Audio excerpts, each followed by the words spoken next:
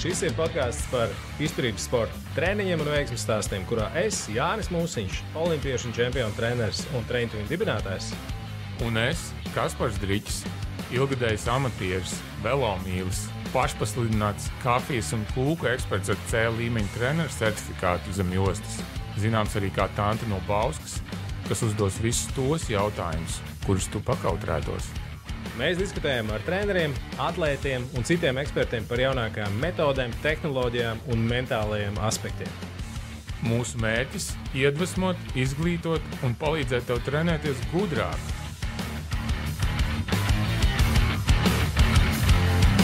Dāmas un kungi, pie mums šodien virtuālajā studijā Jānis Kaupē! Un tagad aplausi, ovācijas.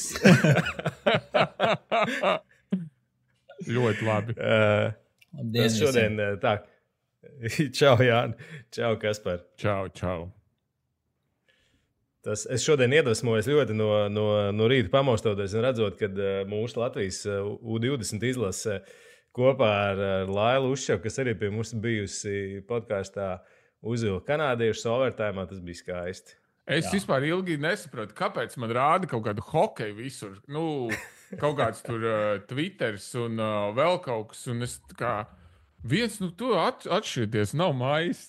Pēc tam sāku skatīties, kaut kādi tur sīkie kanādieši uzvilkuši.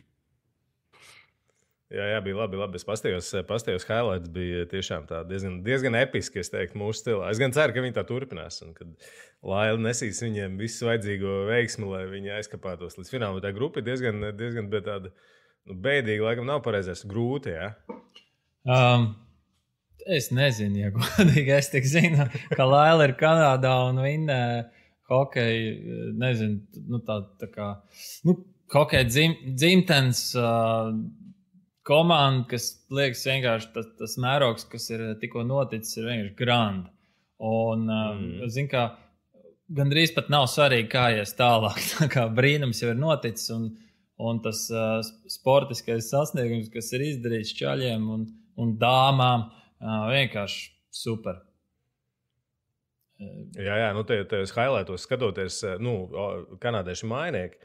Un tajos highlightos, tā sajūta bija taču tā kā normāla lielā pasaules čempija. Tribīnes ir pilnas, tur visas tur ovācijas, tas nav tā, kā atnāc un tribīnēs tur 20 cenši sēž un pa saviem sīkiem tur jūt līdzi. Nē, mazliet atcid tādu Flandrijas sajūtu riteņbraukšanā visticamāk, jo, tomēr hokeja, kas te dzimteni un tas kults tur ir, hokeja kults tur ir, un Laila atbrauks mājās, tad jau ievākšu vairāk informācijas, bet vai tik tas nav tas pats stāsts, ka motivēts personāls dod motivāciju sportistiem, viens otru ietekmē, un es ceru, ka tas vēl pāris rezultātus nesīs, un skatīsimies, sekosim līdzi.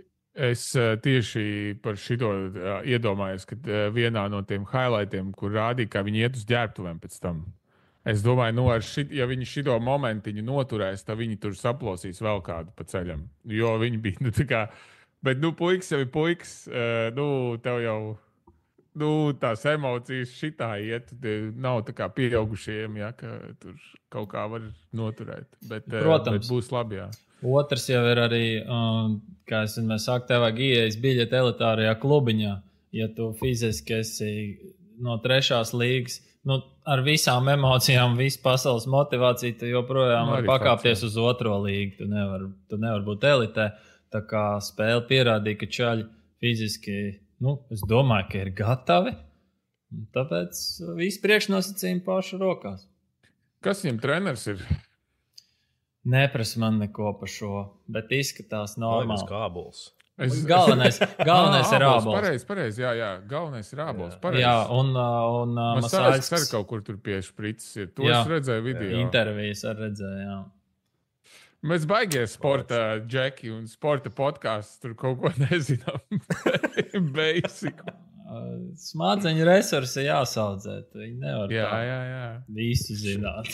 Kā saka, shares aiziet šur un tur.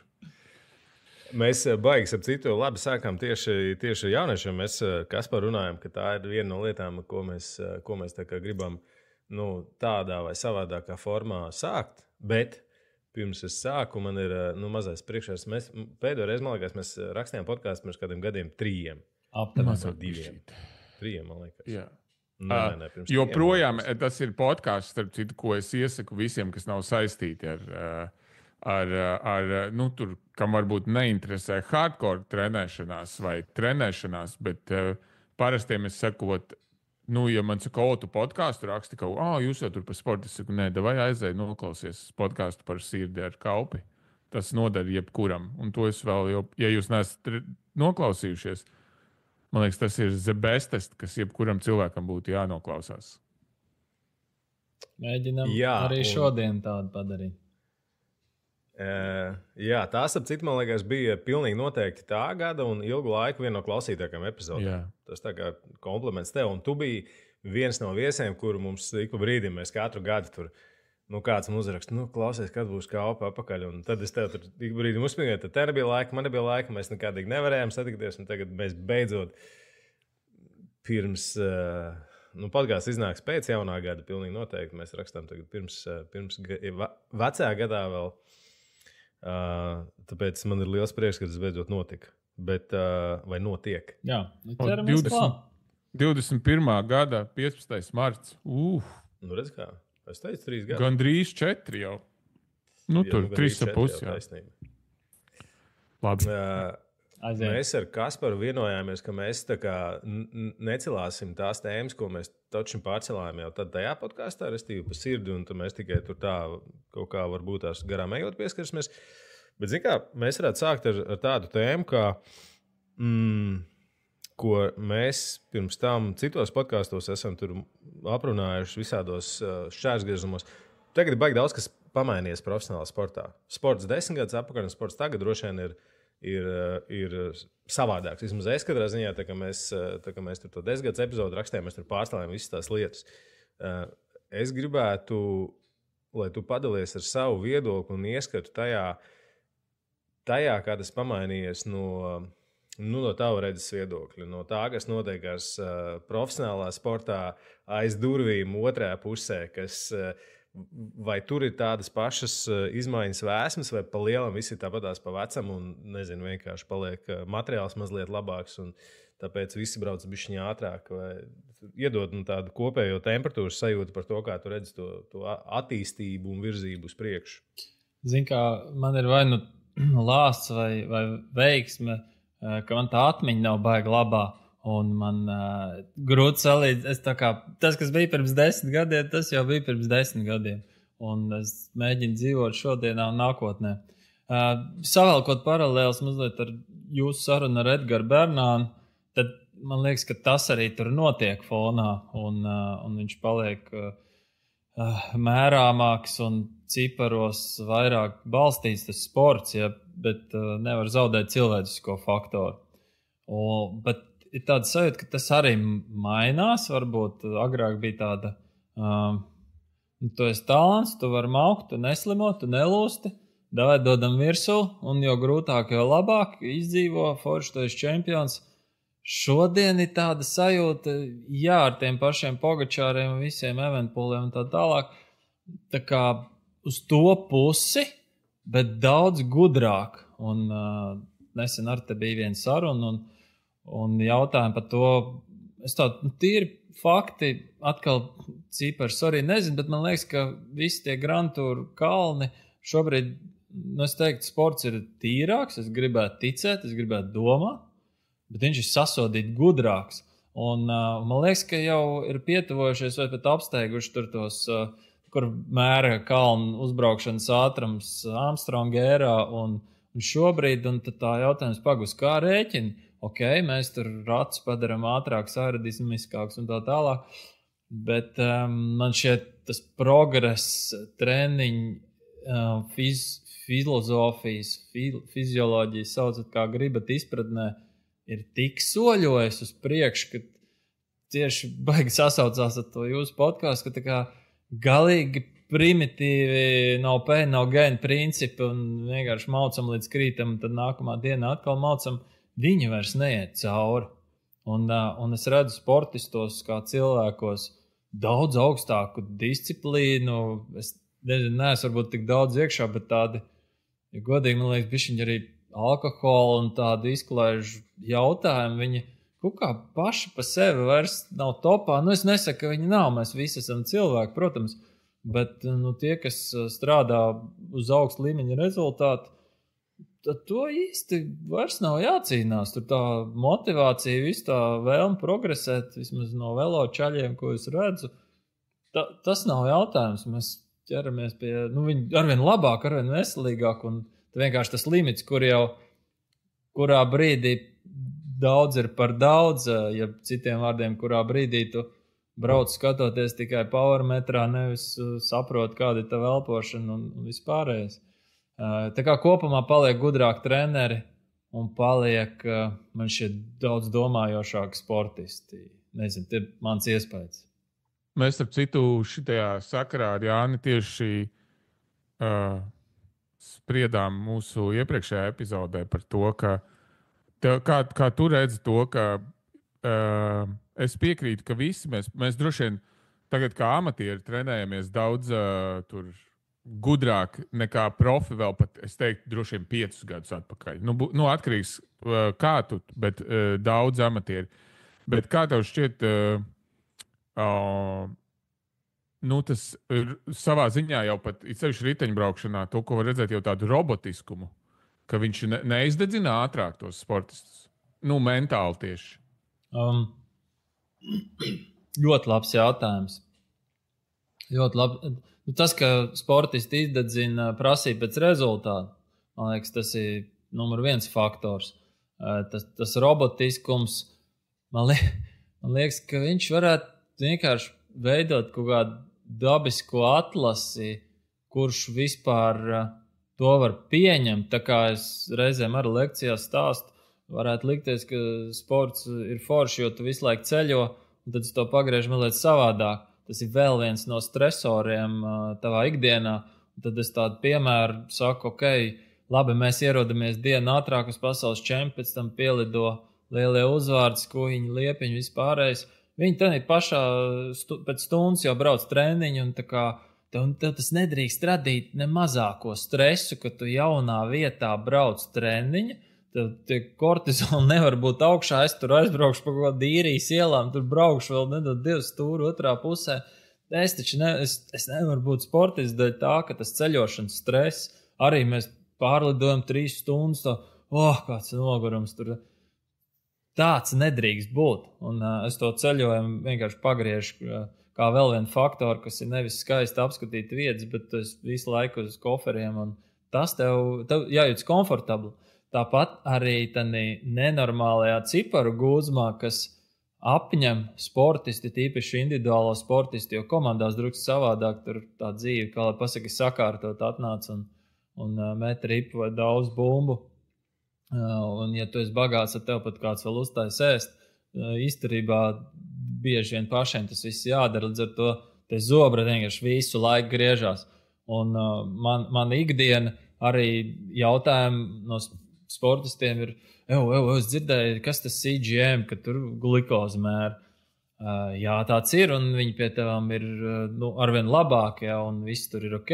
Tāpat miega trackeri, Vulpi un Aura ringi, viss ok, bet man pirmais jautājums ir, šitas sportists ir tur un tur savā attīstības līmenī, vai tā informācija viņam dos vairāk labumu vai sliktumu, jo to CGM es iedošu, viņš sāks nervozēt pa glikozi pīķiem, man kā to jācīnās, tas atņem enerģiju viņa ikdienā, un īstenībā man tie jautājumi ir ne par to, ka CGM būtu slikts, continuous glucose monitors, bet par to, vai tas sportistam palīdzēs vai traucēs, un atbildot uz tavu jautājumu, vai sportists var tikt galā ar tādu ciparu gūzmu, man jāatbild kompleks, man nedaudz jāsaprot, kāds treneris ir iesaistīts, kāda ir izglītība vai intelekts sportistam, kā viņš var aizmest, bija pīķis, pofīgi, bet man vajag ēst šodien makarons, jo man vakarā ir intervāla treniņš, vai viņš spēja ignorēt informāciju, nevis satraukties par katru sīkumiņu. Tāda kompleksa atbilde, bet es domāju, ka tas daudz dedzina, Un, ja viņiem nav klāt kādi padomu devēji, kas sev prāt var paskatīties, vai tev vajag vai nevajag to vulpu, vai vienkārši turpinam gulēt, kā ir, un vadīties pēc sajūtām, es šodien esmu izgulējis vai nē, nevis pēc cipariem, tur var aiziet baigais smadzeņu resursus. Jā, bet droši vien, ja tu tiec augstākajā līmenī, vairs nevar bez daudz kā. Tu vienkārši vairs nebūsi. Tu nevari tur, kā mēs te jau esam pieminējuši. Tu nevari nesvērt ēdienu, tu nevari neēst tik, cik vajag. Tu nevari netrekot to, tu nevari nemērīt šito, tu nevari nedarīt šito, jo vienkārši vairs māksliniekiem nav vietas tur tādiem, nezinu, tīraņiem, kā, nezinu, Valverde, kurš ar čomiem pabrauc un neko tur, jā. Labi, cik tur tas intervāls. Jā, vai tur kaut kāda tur šitie, jā. Tev vairs nav variantu. Ja tu to nedarīsi, tu esi out. Es tik kategoriski nebūtu. Es vienkārši neesmu tur bijis iekšā katrā komandā, katram sportistam. Es, kā saka, jo vecāks paliek, jo mazāk kategorisks. Instagramos vai kur tas izskatās tā, bet kā ir iekšā, mēs nezinām patiesībā. Un tur, jā, man sieva ļoti fano pa Doroteju Vīreru un saka, kā viņa foršu dzīvi bauda un viss. Un startē labi, ok, tagad mazais sasēdiens bija, bet vispār tiešām respekt biatlona rezultātu. Es saku, pagaid, bet tu jau nezini, viņi varbūt dzīvi viņam viegli, bet viņa treniņas viņam vienkārši ultra hard. Es neesmu blakus.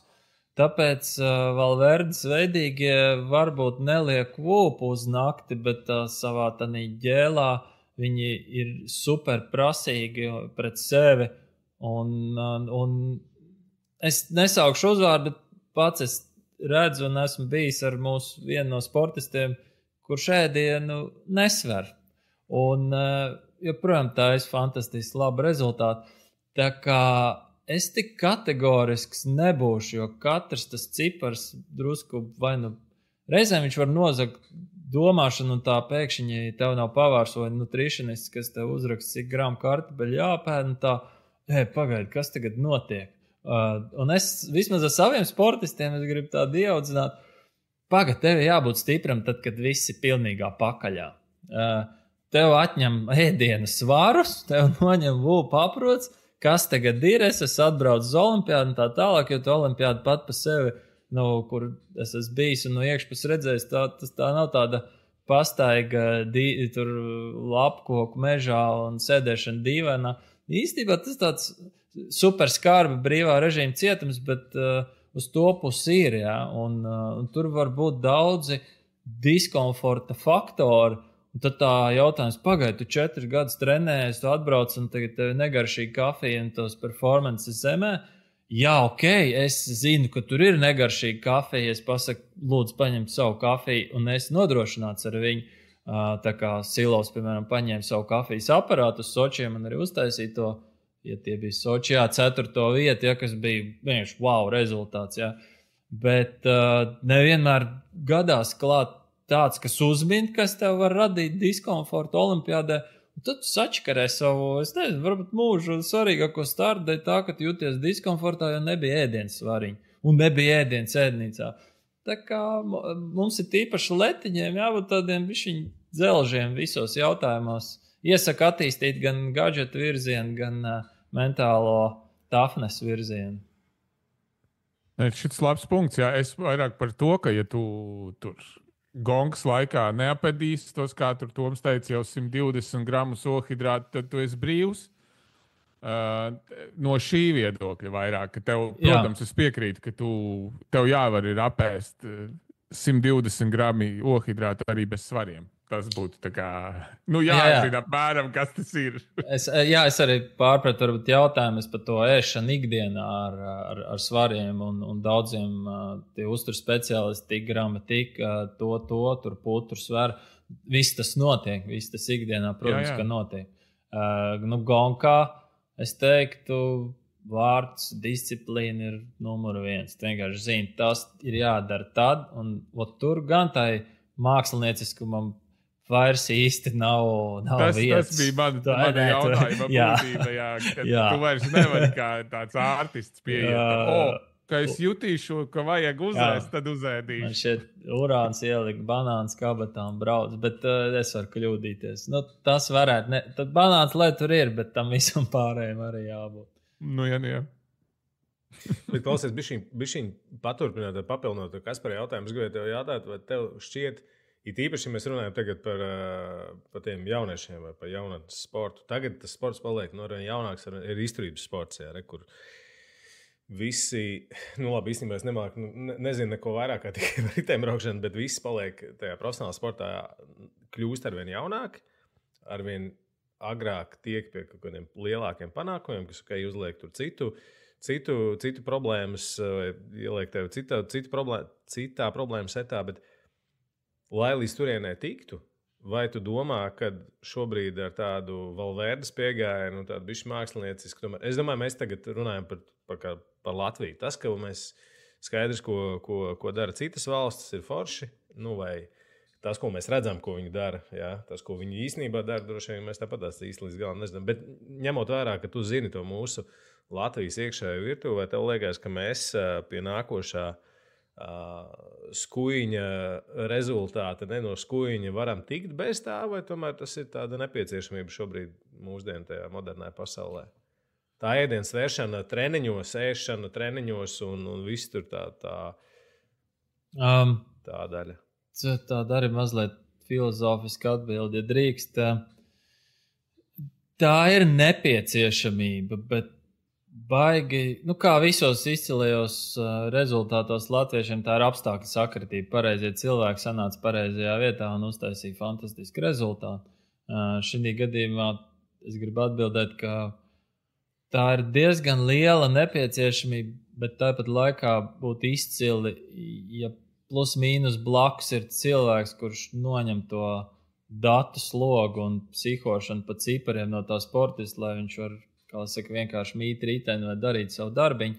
Ne jau visur tā sakrīt, bet tas būtu ideālā versija, ka ir vēl kāds cilvēks, treneris, vienalga vecāks, kurš to sākumu darbu noņem nost. Lai ir tā aura uz pirksta, bet pa lielam pat, lai viņi nav viņa telefonā vai kaut kā tā, jo pārāk agrā vecumā arī atsaucoties uz jūsu iepriekšējo sarunu par to, ka jaunieši visticamāk arvien mazāk ticēs trenerim un arvien vairāk ticēs čatam un mēģināt ikdienā samazināt to faktoru, ka Whoop trackers būs svarīgāks par tavām sajūtām un to var izdarīt tikai nerādot vai kaut kā tā. Un tad otrs filozofiskais punkts ir, kā es vienmēr saku, ja Latvijā var vinēt ar vienu kāju, ēdot maizi un ūdeni, tad mēs varam sākt cerēt uz kaut ko lielāku. Jo Latvijas velo skatuve ir tik liela, cik viņi ir, un es skatos uzvārdu visu cieņu Mužnieku kungam un visiem pārējiem. Tā ir laba atlase jaunajiem čaļiem, un joprojām kāds jaunais diezgan patāli līdz Oskaram ir, un tas tāda laba mēraukla, uz kurien mēs skatāmies, un kas dominē tajos kaut vai pašos gravelos un visur pārējie, jo tādi Petersons, Blūms un tam līdzīgi, viņi diezgan ātri sāka bakstīt pakaļs lielajiem uzvārdiem, un kaut kas no Blūma ir sanācis, un arī no Ārņa 100% varēja sanākt manā skatījumā no viņu fizioloģiskiem rādītājiem. Un tad, kā mums uzreiz skaidrība. Jā, problēma pasaules sportā ir, ka tos rezultātus vajag ātri. Citādi arī visi sporta skolu pārēja 18 gadi, viss, un to es ārā, un tad minies par saviem līdzekļiem, kurš trenēs un tā tālāk. Tie tādi sāpīgi un dziļi jautājumi, viegli atletikā, visur varētu teikt. Tā platforma pārēja uz U23. Bet latvieši kaut kā tā, vai mums nav izkopta sistēma, bet es viņu negribētu arī izkopt, ja godīgi. Es baigi daudz redzu savā laboratorijas ikdienā cilvēks, kas ir mēģinājuši iet šo ceļu, forsējuši, tiešām laktātu līknes cēluši uz priekšu un tā tālāk, un tad es saķeru galvu un es skatos, ko mēs varam ar tām sirdīm izdarīt, jo viņš kā 2 kilometri atpaliek no tā laktātu līknes. Un kas tur vispār būs? Nu, tur varbūt gadu, divus, mēs uztaisam kādu Latvijas rekordu, no to beidzam sportot, jo nav balansēta attīstība. Kājas un sirds, kājas un kas apgādā kājas. Un tas ir tieši pie jauniešu sporta. Un tad man liekas, ka kaut kā es labāk saprotu varbūt, un varbūt vēsturiski mēs kaut kā esam tendence uz to, ka mēs veramies pavēlu vaļā ne tikai šosejā, ne tikai riteņbraukšanā, latvieši kā tādi. Un tad es tā domāju, vai tā mums ir pareiza izvēle forsēt jaunieši, jo baigi reti, kuram ir atļauj tas kardiovaskulārais potenciāls viņu forsēt augšā uz muskultūras rēķina. Un tad tur tā kā abas sistēmas ies balansā. Jo man liekas, ka tie super mega dūži, kas dominē sportā jaunā vecumā, viņiem ir dota kardiovaskulārā, un viņi vienkārši caur intensitātēm ir dabūjuši muskuļus augšā. Un sirsniņi tur jau bija priekšā. Ja tev sirsniņi nav priekšā, vai tu viņu neizveido kā Tomiņš braukājot uz un no treniņa, vienkārši vēl papildus pa 20 vairāk kilometriem Z1 vai kaut kur tur un to sirds tilpumu taisot. Tie jautājumi tādi, es nezinu, mums drīzāk jādomā, kā viņus atvērt ap 20, 25 var būt, bet tad tas jautājums, kur viņi pēc 18 gadiem, tur vajag platformu, tur vajag Rietumbanku vai kaut ko tādu, ja to U23 komandu. Tā es skatos. Tas sanāk, ka es pareizi sapratu, ka ir tie, kas ir jauniešu vecumā labi, viņi nav darījuši tā kā izturības darbu, ja viņiem tā sirds atpaliek, viņi ir neuztrenēti, bet viņi uz to intensitāti un uz muskuļiem vienkārši tur viņi to rezultātu uztais šobrīd, bet viņiem nebūs kur tālāk viņu audzēt, vienkārši, jo nav kardiovaskulārā izturība apakšā. Es ceru, ka es kļūdos, bet kaut kādu laiciņu es esmu šajā biznesā, un tad tas vienkāršais jautājums ir, šobrīd tu ņemam vienkārši 5 km skrējienu rezultātu ar 195 pulsu, piemēram, 18 gadu vecumā, kas nemaz uzacis var necelt, nav nekas tāds baigais retums. Un tad es zinu, ka sirds auga lielāka arī 20 un 25 gadu vecumā, bet es tā domāju, kur tas disbalans rodās, ka tās kājas ir tik labas, ka tas Z1 treniņš pat ir jau 150 pulsā, un pagaida, kur mēs dabūsim stundas, kas pazemina pulsu, jo tādu treniņu vienkārši nav, un jo tālāk progresē kājas un vairāk iepaliek sirds, jo vairāk tas viss aiziet savu ceļu. Kājas var uztaisīt rezultātu, un, kā es saku, jaunība piedod daudz ko, kamēr viņi nomartizē vienkārši. Bet tad, kad ir tāds pieaugušo vecums pienācis, man liekas, ka tas resurss sirsniņai sāk beigties, un tev šobrīd slieksnis ir pie 190, kur mēs viņu celsim uz 194. Jā, labi, varbūt vesela sirds, tur nav ritmu traucējumi, bet tā nav veselīga frekvence, kurā pavadīt, 20, 30 minūtes. Tādas lietiņas, tādi jautājumi manā ikdienā. Jā, jo no mūsu tās iepriekšējās sarunas laikam tāds visvairāk man palika atmiņā personīgi tas, ka tu teici, ka frekvence virs 180 jau skaitās tā, kur baigi ilgi nevajag atrasties, ka tā nav īsti veselīga. Man ir, es to sarunu atceros, un to 180 es joprojām pieturos, jo man nav labāku argumentu vai datu, bet manos low testos varat ieraudzīt, tur ir tāds skābekļa puls, jeb oxygen puls. Un es uz viņu arī pēdējā laikā, pēdējos gadus varētu teikt, uz viņu diezgan uzmet aci. Es viņu nemāku tur super dziļi interpretēt, bet pa lielam, ja jums ir iet augšā un beigās ir taisns, varētu teikt, ka jūsu sirds, tur, kur ir taisnā fāze, viņa tur ir vai štruntīgi trenēta un tā, ka viņi nevar ar katru sitienu palielināt savu skābekļu piegādi, kas ir galvenais, ko mums vajadzētu. Tas oxygen puls. Un tad man tādi novērojumi atkal, man daudz ir novērojumi, maz ir pētījumi, bet ka jauniešiem tas viss strādā, 190 strādā, 195 joprojām strādā, jo tie audi droši vien, kā svaiga gaļa, viss elastīgs stiepjās tur diastolē un tā tālāk. Tikko mēs sākam virzīties 30 gadu virzienā, tas sāka nestrādāt. Un man ir tie šī brīža secinājumi, ka jauniešos pat līdz 200 man šķiet tā cirkulācija joprojām ceļās, jo sumārais, kas mums vajadzīgs ir, lai vairāk asins izpumpē laika vienībā. Ar kādu pulsu, pa lielam muskulim vai mitohondrijām pie vienas vietas.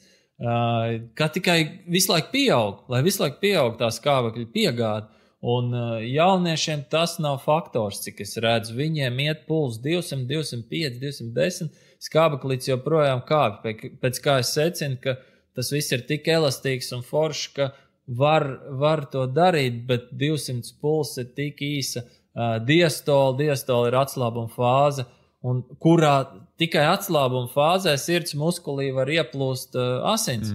Un, ja viņi ir tik sasodīti īsi, 200 paši pareiķina, cik īsi, tad tas sirds muskulis sāk sevi apzakt uz asinsrites rēķinu.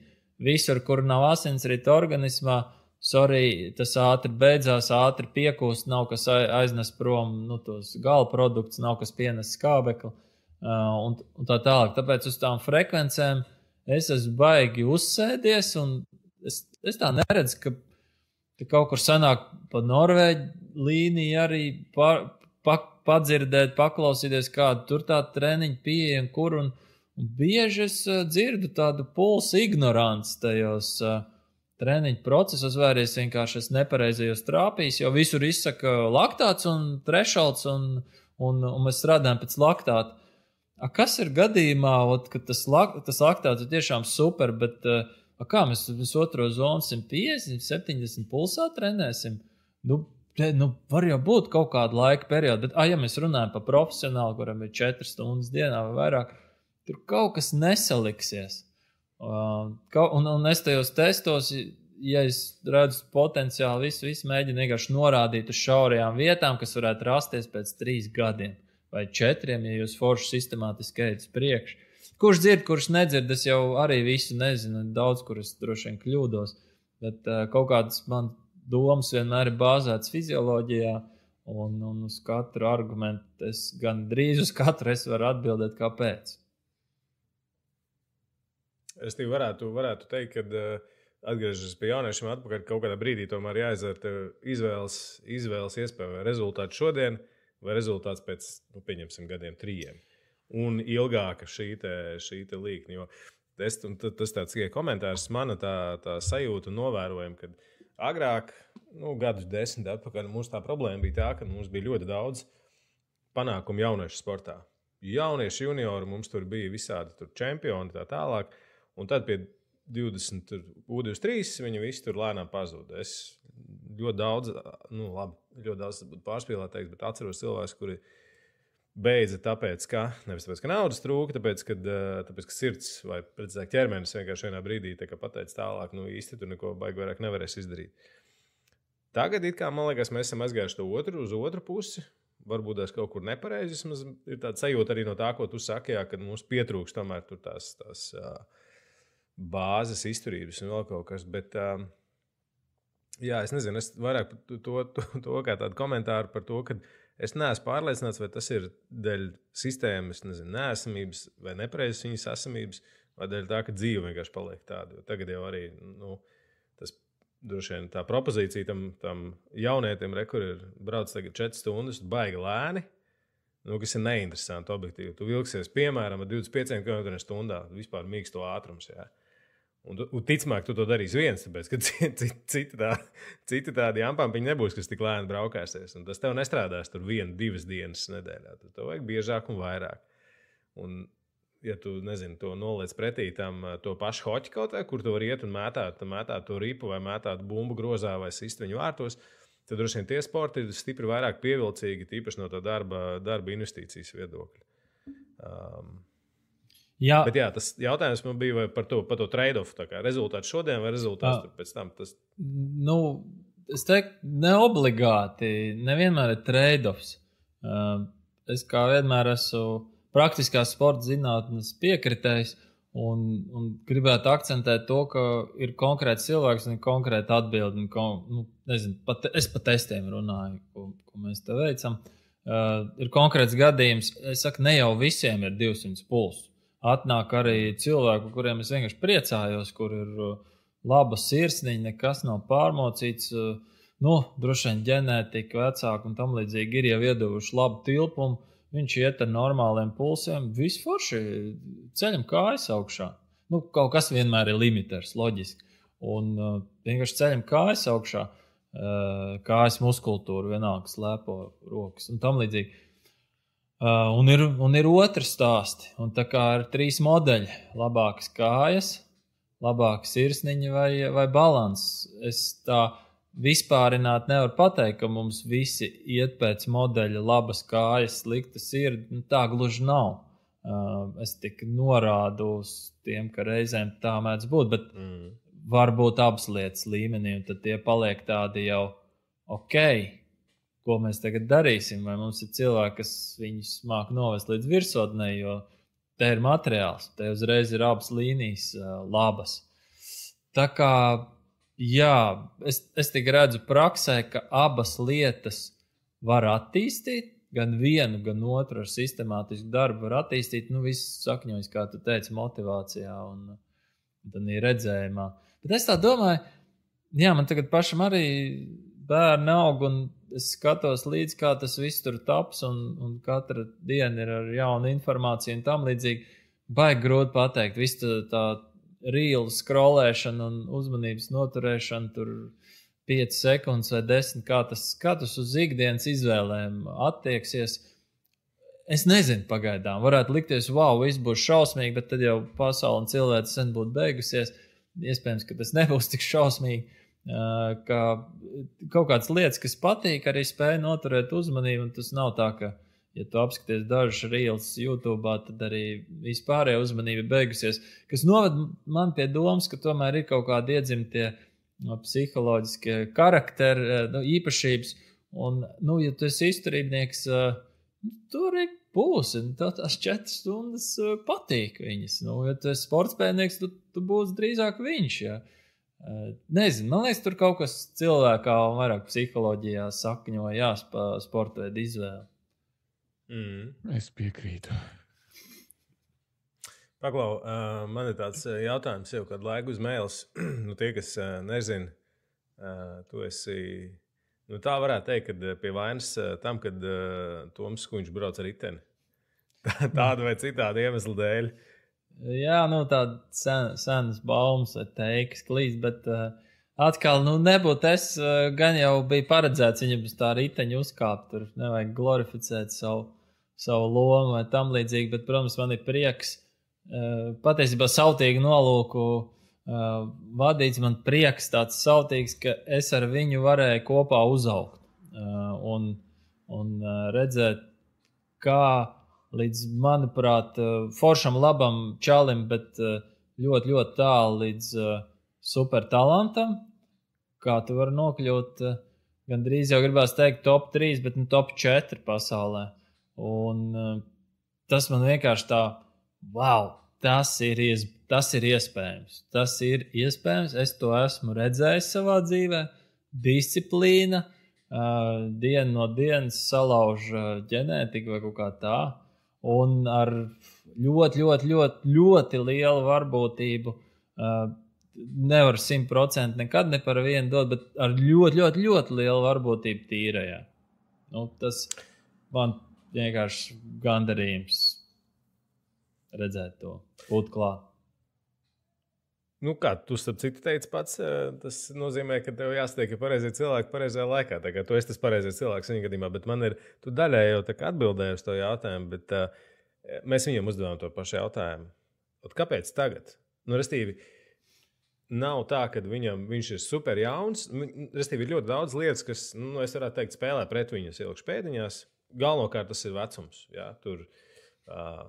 Viņa gadījumā bērns, kas noteikti izdara padara tavu praktisko dzīves daļu sarežģītāku, atbildību lielāku, iespējams, nobraucienos tu bišķi vairāk tur bremzē, bet kas ir tas iemesls, šis gads, aizvadīta sezona, tur sanāca, teiksim, viss, tā ir vēl projām 4. vieta, tā ir, 2. vieta strādē un 5. vieta spēlēs, bet tas ir labākais, kas mums ir bijis tur ar atrāvienu, droši vien kopš viņa kalnu karaļa krekla, un vēl pirms tam droši vien ir tikai Vainšteins. Kas, kā mēs vakardienas epizodē par to izplūdām, manuprāt, tad riteņbraukšana bija savādāk, un tās nav salīdzināmas lietas. Jā. Šobrīd tas, kas, lai tu dabūtu tos pašus panākumus šodien riteņbraukšanā, manuprāt, tas ir daudz sarežģītāk nekā tas bija tad. Jā. Bet, kāpēc tagad tev ir versija?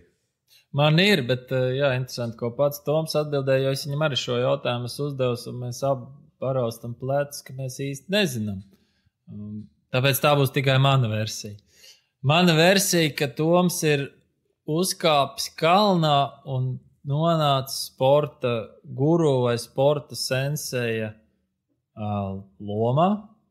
Viņš man šķiet vairs neiztērē pilnīgi nevienu lieku kaloriju, ne muskuļos, ne galvā uz sīkumiem.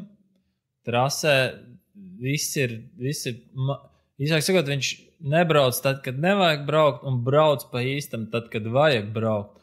Un tā enerģijas pārdale gonkas laikā, gonkas zināšanā, sapratnē, mēs tur vienkārši katru reizi tā kā kas tur vēl, tur Linards, viss tur Jansons. Vienkārši mēs palīdzam viņam braukt, neviens tur neko nemāca, mēs no viņa mācamies. Viņš vienkārši visu pasaka, tur notiks, tur var piebraukt pie mašīnas, tur nevar, viss tas tāds vienkārši izdaram maksimālo, lai Toms to var savu plānu īstenot.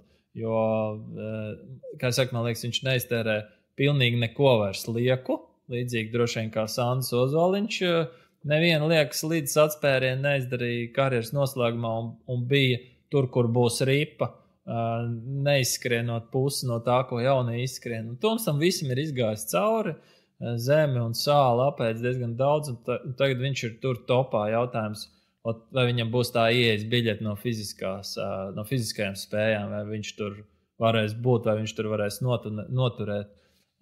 Tas ir jautājums.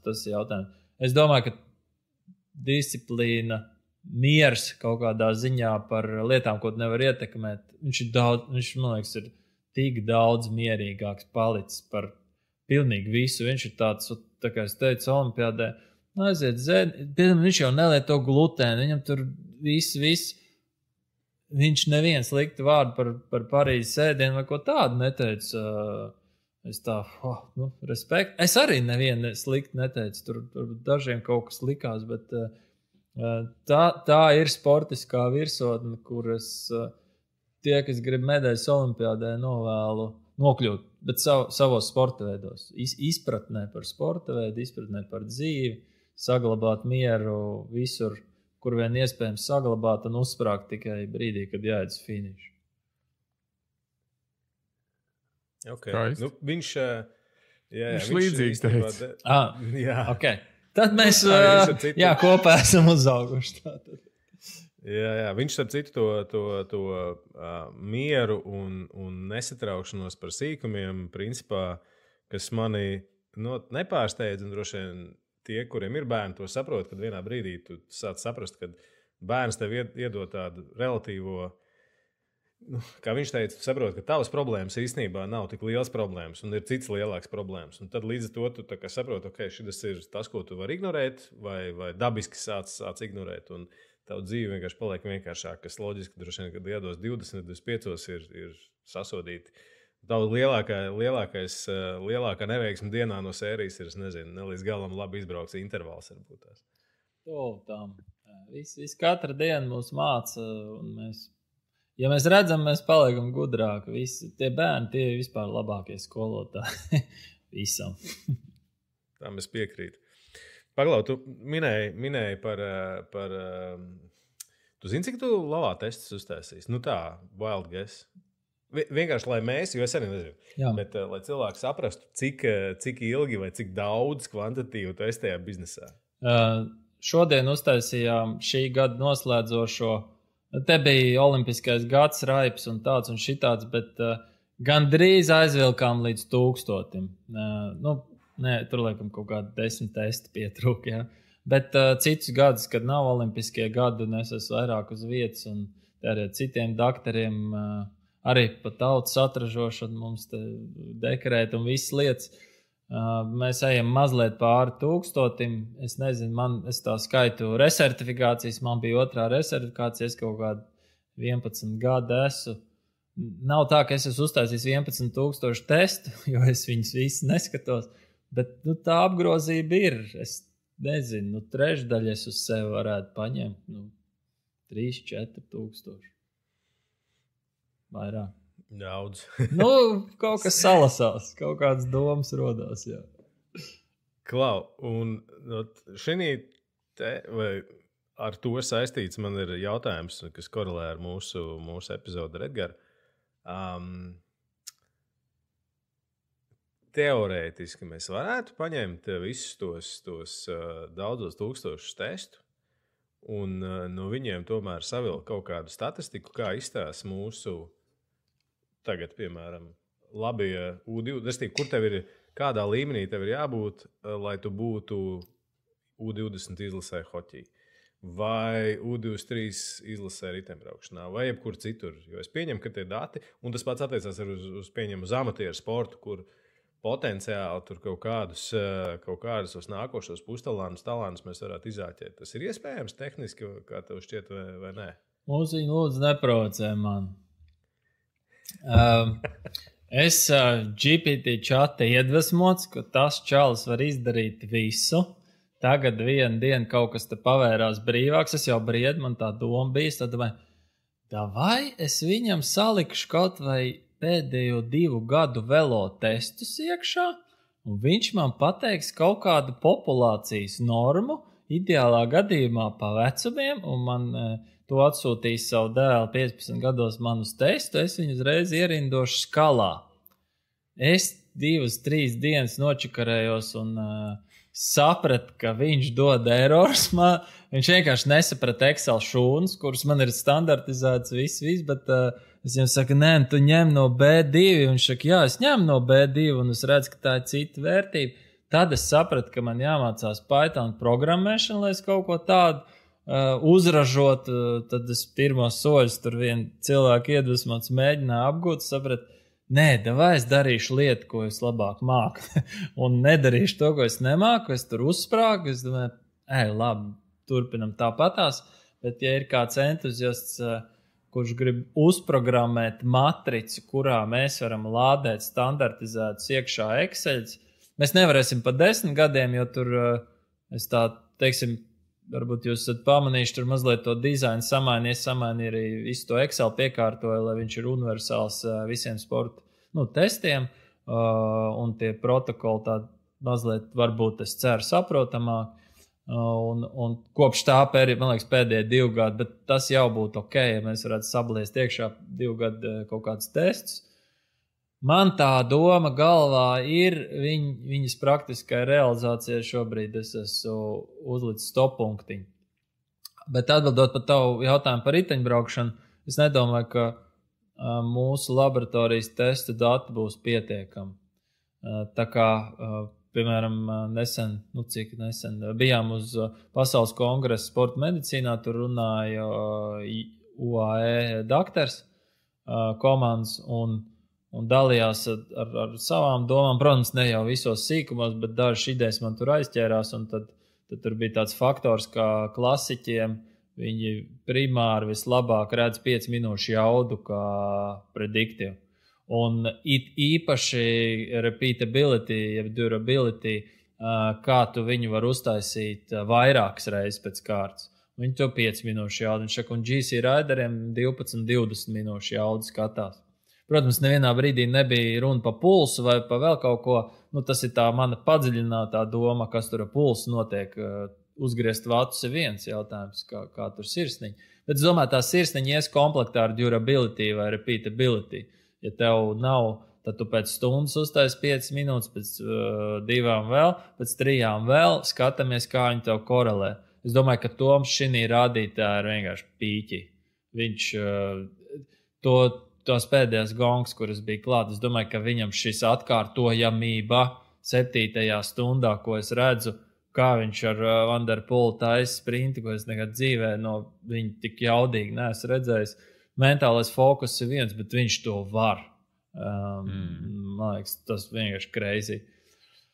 Un tāpēc tas mans tests būtu tikai sadaļa no kaut kāda kompleksa vai matricas, kas būtu arī field testings, un te vēl tādas crazy idejas, kuras varētu varbūt īstenot. Kā pasaka, mana doma bija klausoties to prezentāciju, paga. Mēs visus nekad te neatvedīsim. Pasākums salīdzinoši dārgs un elitārs. Un mums varbūt čempions dzīvo un ienākuma līmenis ir tāds, ka tas nav low contingents. Mums tā tad vajag dabūt viltīgi datus no kaut kādām sacensībām, kurās visi sīkie brauc.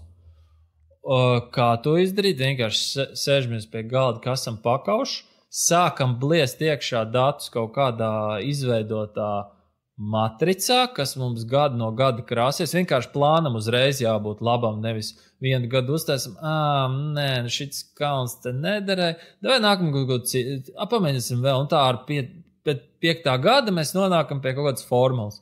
Man liekas, ka nē, te vajag nonākt pie formulas uzreiz, no pirmām sacensībām vākt datus, nosvērt čaļus pēc gongs, uzreiz iegūt vats uz kilogramu, tāpat kā ļoti daudz konferencē runāja par faktoru, ka ne jau kurš ir labs 15 gados, ne jau kur pasaka Dievs 12 vai pat 17, nē.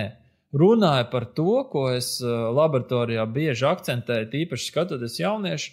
Man, ja godīgi, nemaz tur tāda super sajūsma atnāk pirmā reize, uztais kaut kādu super bombu, tur super labu testu. Man uzrunā daudz vairāk tie, kuri progresē gadu no gada. Un tieši pa jauniem sportistiem young athletes bija trainability faktors. Kā tu progresē gadu no gada.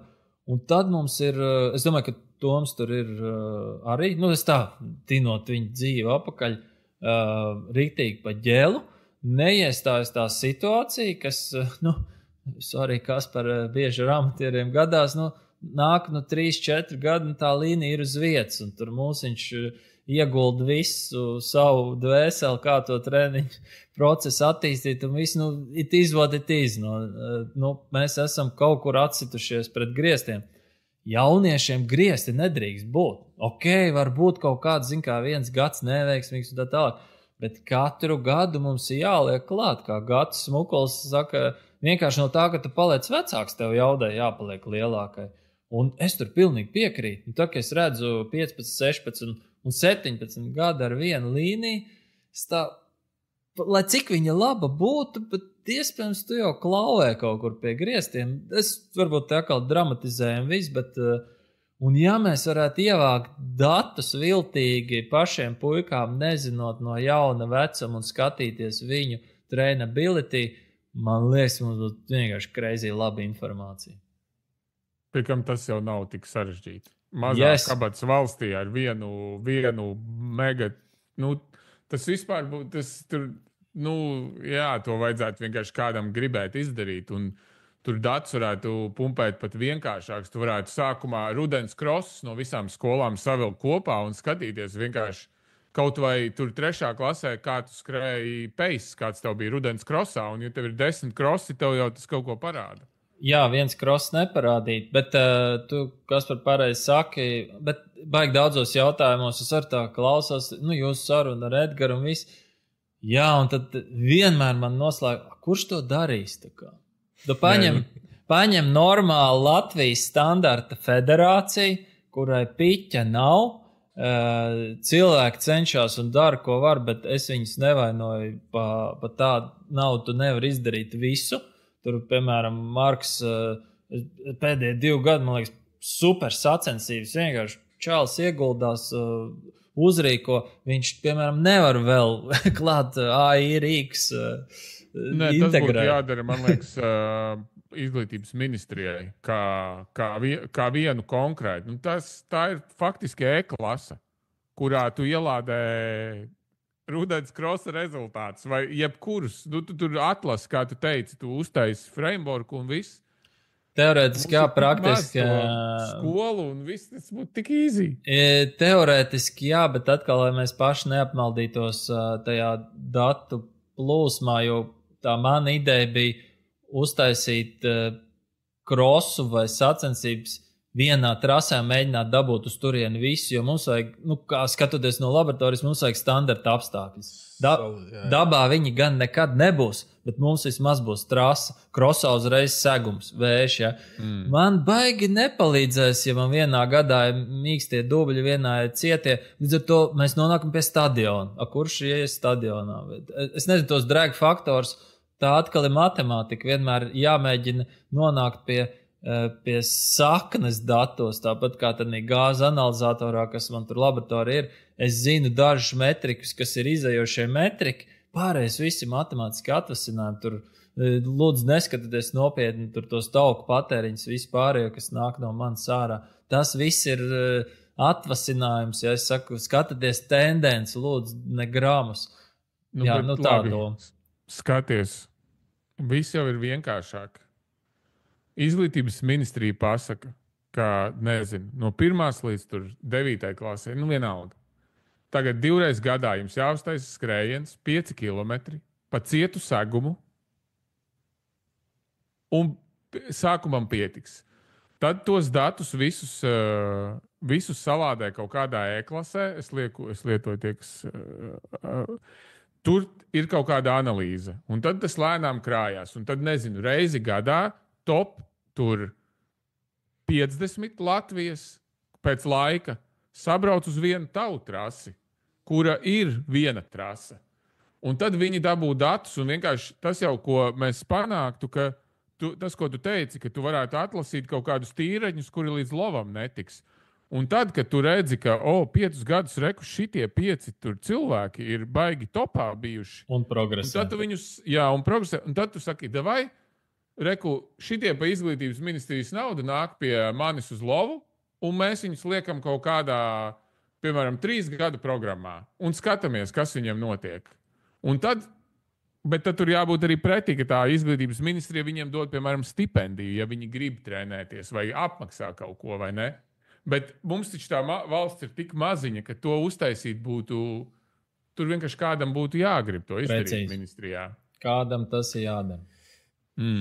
Jā, baigi, tas tāds, es klausos un es domāju, cik skaisti tas tā būtu. Es domāju, ka jāsāk ar to, ka mums ir jāizsludina kaut kāds aicinājums cilvēkiem, kas, tu teici, Pythonā māk kaut ko darīt, jā? Nē, pagaid. Jā, nē, protams. Tas bija čats.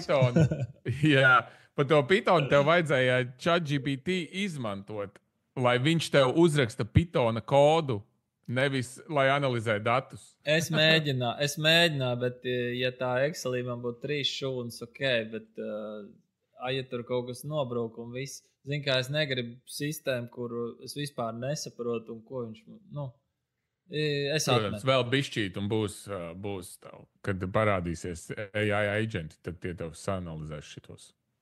Tomēr, dāmas un kungi, ja kāds no jums ir prasmīgs šajā te, es laipni padalīšos ar Jāņa kontaktiem vai sameklējiet viņu paši, un mums vismaz būs kaut kas, par ko sāk runāt. Jo es domāju, ka arī izglītības ministrijai vajag kaut kādu pamatu droši vien, lai viņi tur to naudu dotu, jā, Es negribu pārvērst mūsu podkāstu par vaimanām par to, cik mums ir sūdīgi. Es kaut kur pavisam nesen redzēju, kā mēs tur naudu dodam kaut kādiem mēsliem, analīzē par kaut kādiem PR stelēm attiecībā uz kāru. Kaut kādi 300,000 eiro tur tiek tas nav stāsts par to, gan jau, ka tas kāds var pierādīt, ka tās ir drausmīgi vajadzīgas lietas, bet jā. Nē, kopumā paliekam pie tā, ka katra diena, kurā mēs pamostamies, ir labākā kāda cilvēks ir iepriekš dzīvējis no dzīves kvalitātes viedokļa. Mēs varam sūdzēties, bet objektīvi tā kā, mēs dzīvojam labākā karaļa viduslaikos. Ir viss ok, mēs darām tālāk lietas. Jā. Pārliksim projām no šitām sensitīvajām tēmām savādāk. Es sākšu savu rantu par visām šitām lietām. Tu pieskāries Norvēģiem. Norvēģi tur treniņu metodikai, thresholdam, laktātiem. Tu vari iedot tādu savu viedokli par to, kā tu to visu. Šobrīd tas ir vienkārši tāds. Mēs esam arī to Kasparu pārnājuši. Man ir savs viedoklis. Tas ir baigi trendīgi. Visi tagad tur zona 2, tur laktāti, tur polarizētie treniņi, tur visas lietas. Bet atkal no savas daktera puses raugoties vai skatoties caur saviem vairākiem tūkstošiem laktātu testu, kas tas ir, ko tu redzi? Tas ir, vai kāds ir tavs viedoklis par to, ko viņi tur dara? Ne tikai laktātu testiem, es tā arī interesants sarunas ar vienu tādu skriešanas treneru, kurš strādā vienu no perspektīvajiem jaunajiem, kā saka, kopsadarbībā strādājam, un viņš arī tur seko labi līdzi, tur Ingebretseniem, visu. Viņš ar tā saka, labi, jā, bet kur mums ir tādi vecākie brāļi, kas it kā pēc gadiem vēl būtu skrējēji un visu, tas resursiņš ritošajai daļai, kur atkal mums nav informācija. Atkal tas, ko izliek presē publiski, nezinu, muguras sāpes un tā, mēs zinām, ka tā var nebūt patiesība. Un kaut kāds pārslods, kaut kāda, piemēram, skriešana vispār super agresīva. Rītošā daļa bez problēmām skrējējam, dod Dievs, ja tad super tevi paveicies, bet kopumā visiem ir kaut kādas problēmas agrāk vai vēlāk. Tas droši vien ir saistībā tomēr ar treniņu noslodzi veidiem vispārējo. Tas ir viens. Es ne tikai laktātu skatītos arī cīpslu, skeletu, muskuļu, visu sāpes pārslodzes, kas limitē tavu treniņu procesu, arī var izaugsmi. Tiem, kam paveicās un nelimitē, tie droši vien tālu pēc tās metodas. Lai gan, ko es te gudri pa metodu runāju, man tikai virspusē kaut kādi daži izrauti fragmenti. Es nevaru dziļāk par viņu runāt. Un otrs man ir aizdoma, ka tur labi verās vaļā tie kadri, par ko mēs runājam, kuriem sirds nav limiters.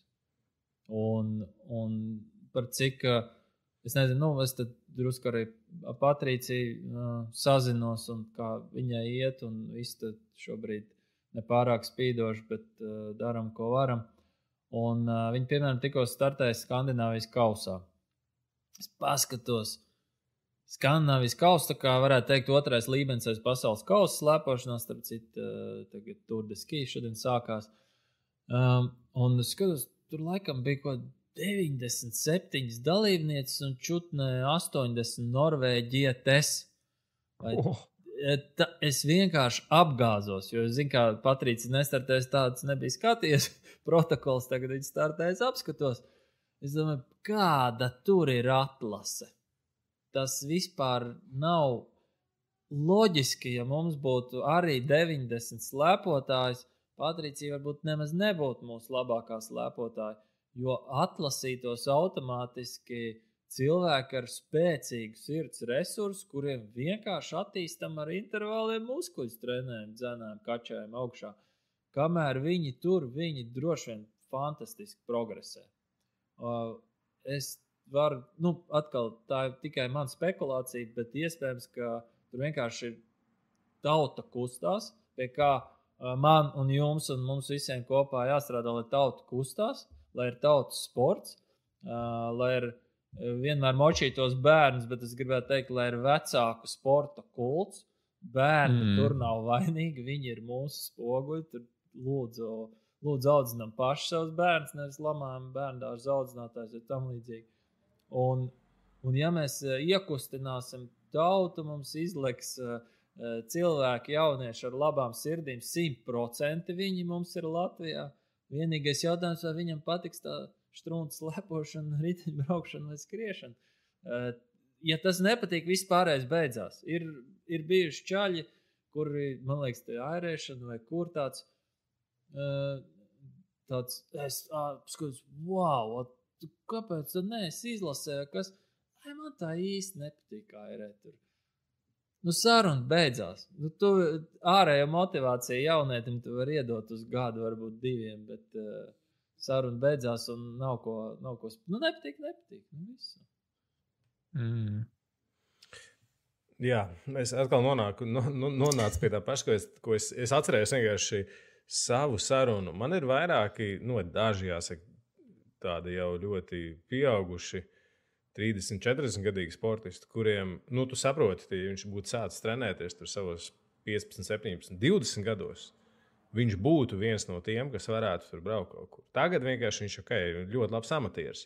Bet viņam kaut kāda iemesla dēļ, viņš tos pareizos cilvēkus nav saticis, līdz tam sportam nav aizgājis.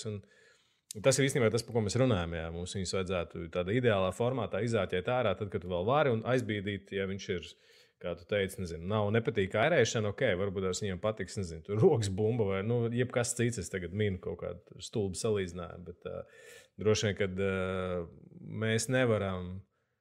Un nestrādā, es klausies to, ko tu teici par Norvēģiem. Var jau būt tās, ka tas ir tāds bišķiņa, tā kā padomu sportā agrāk bija, ka tev bija viena sistēma, ļoti skarba sistēma, kur vienkārši tu bīdi cauri tam sietam tos sportistus un skaties, kas tur iznāk otrā pusē ārā.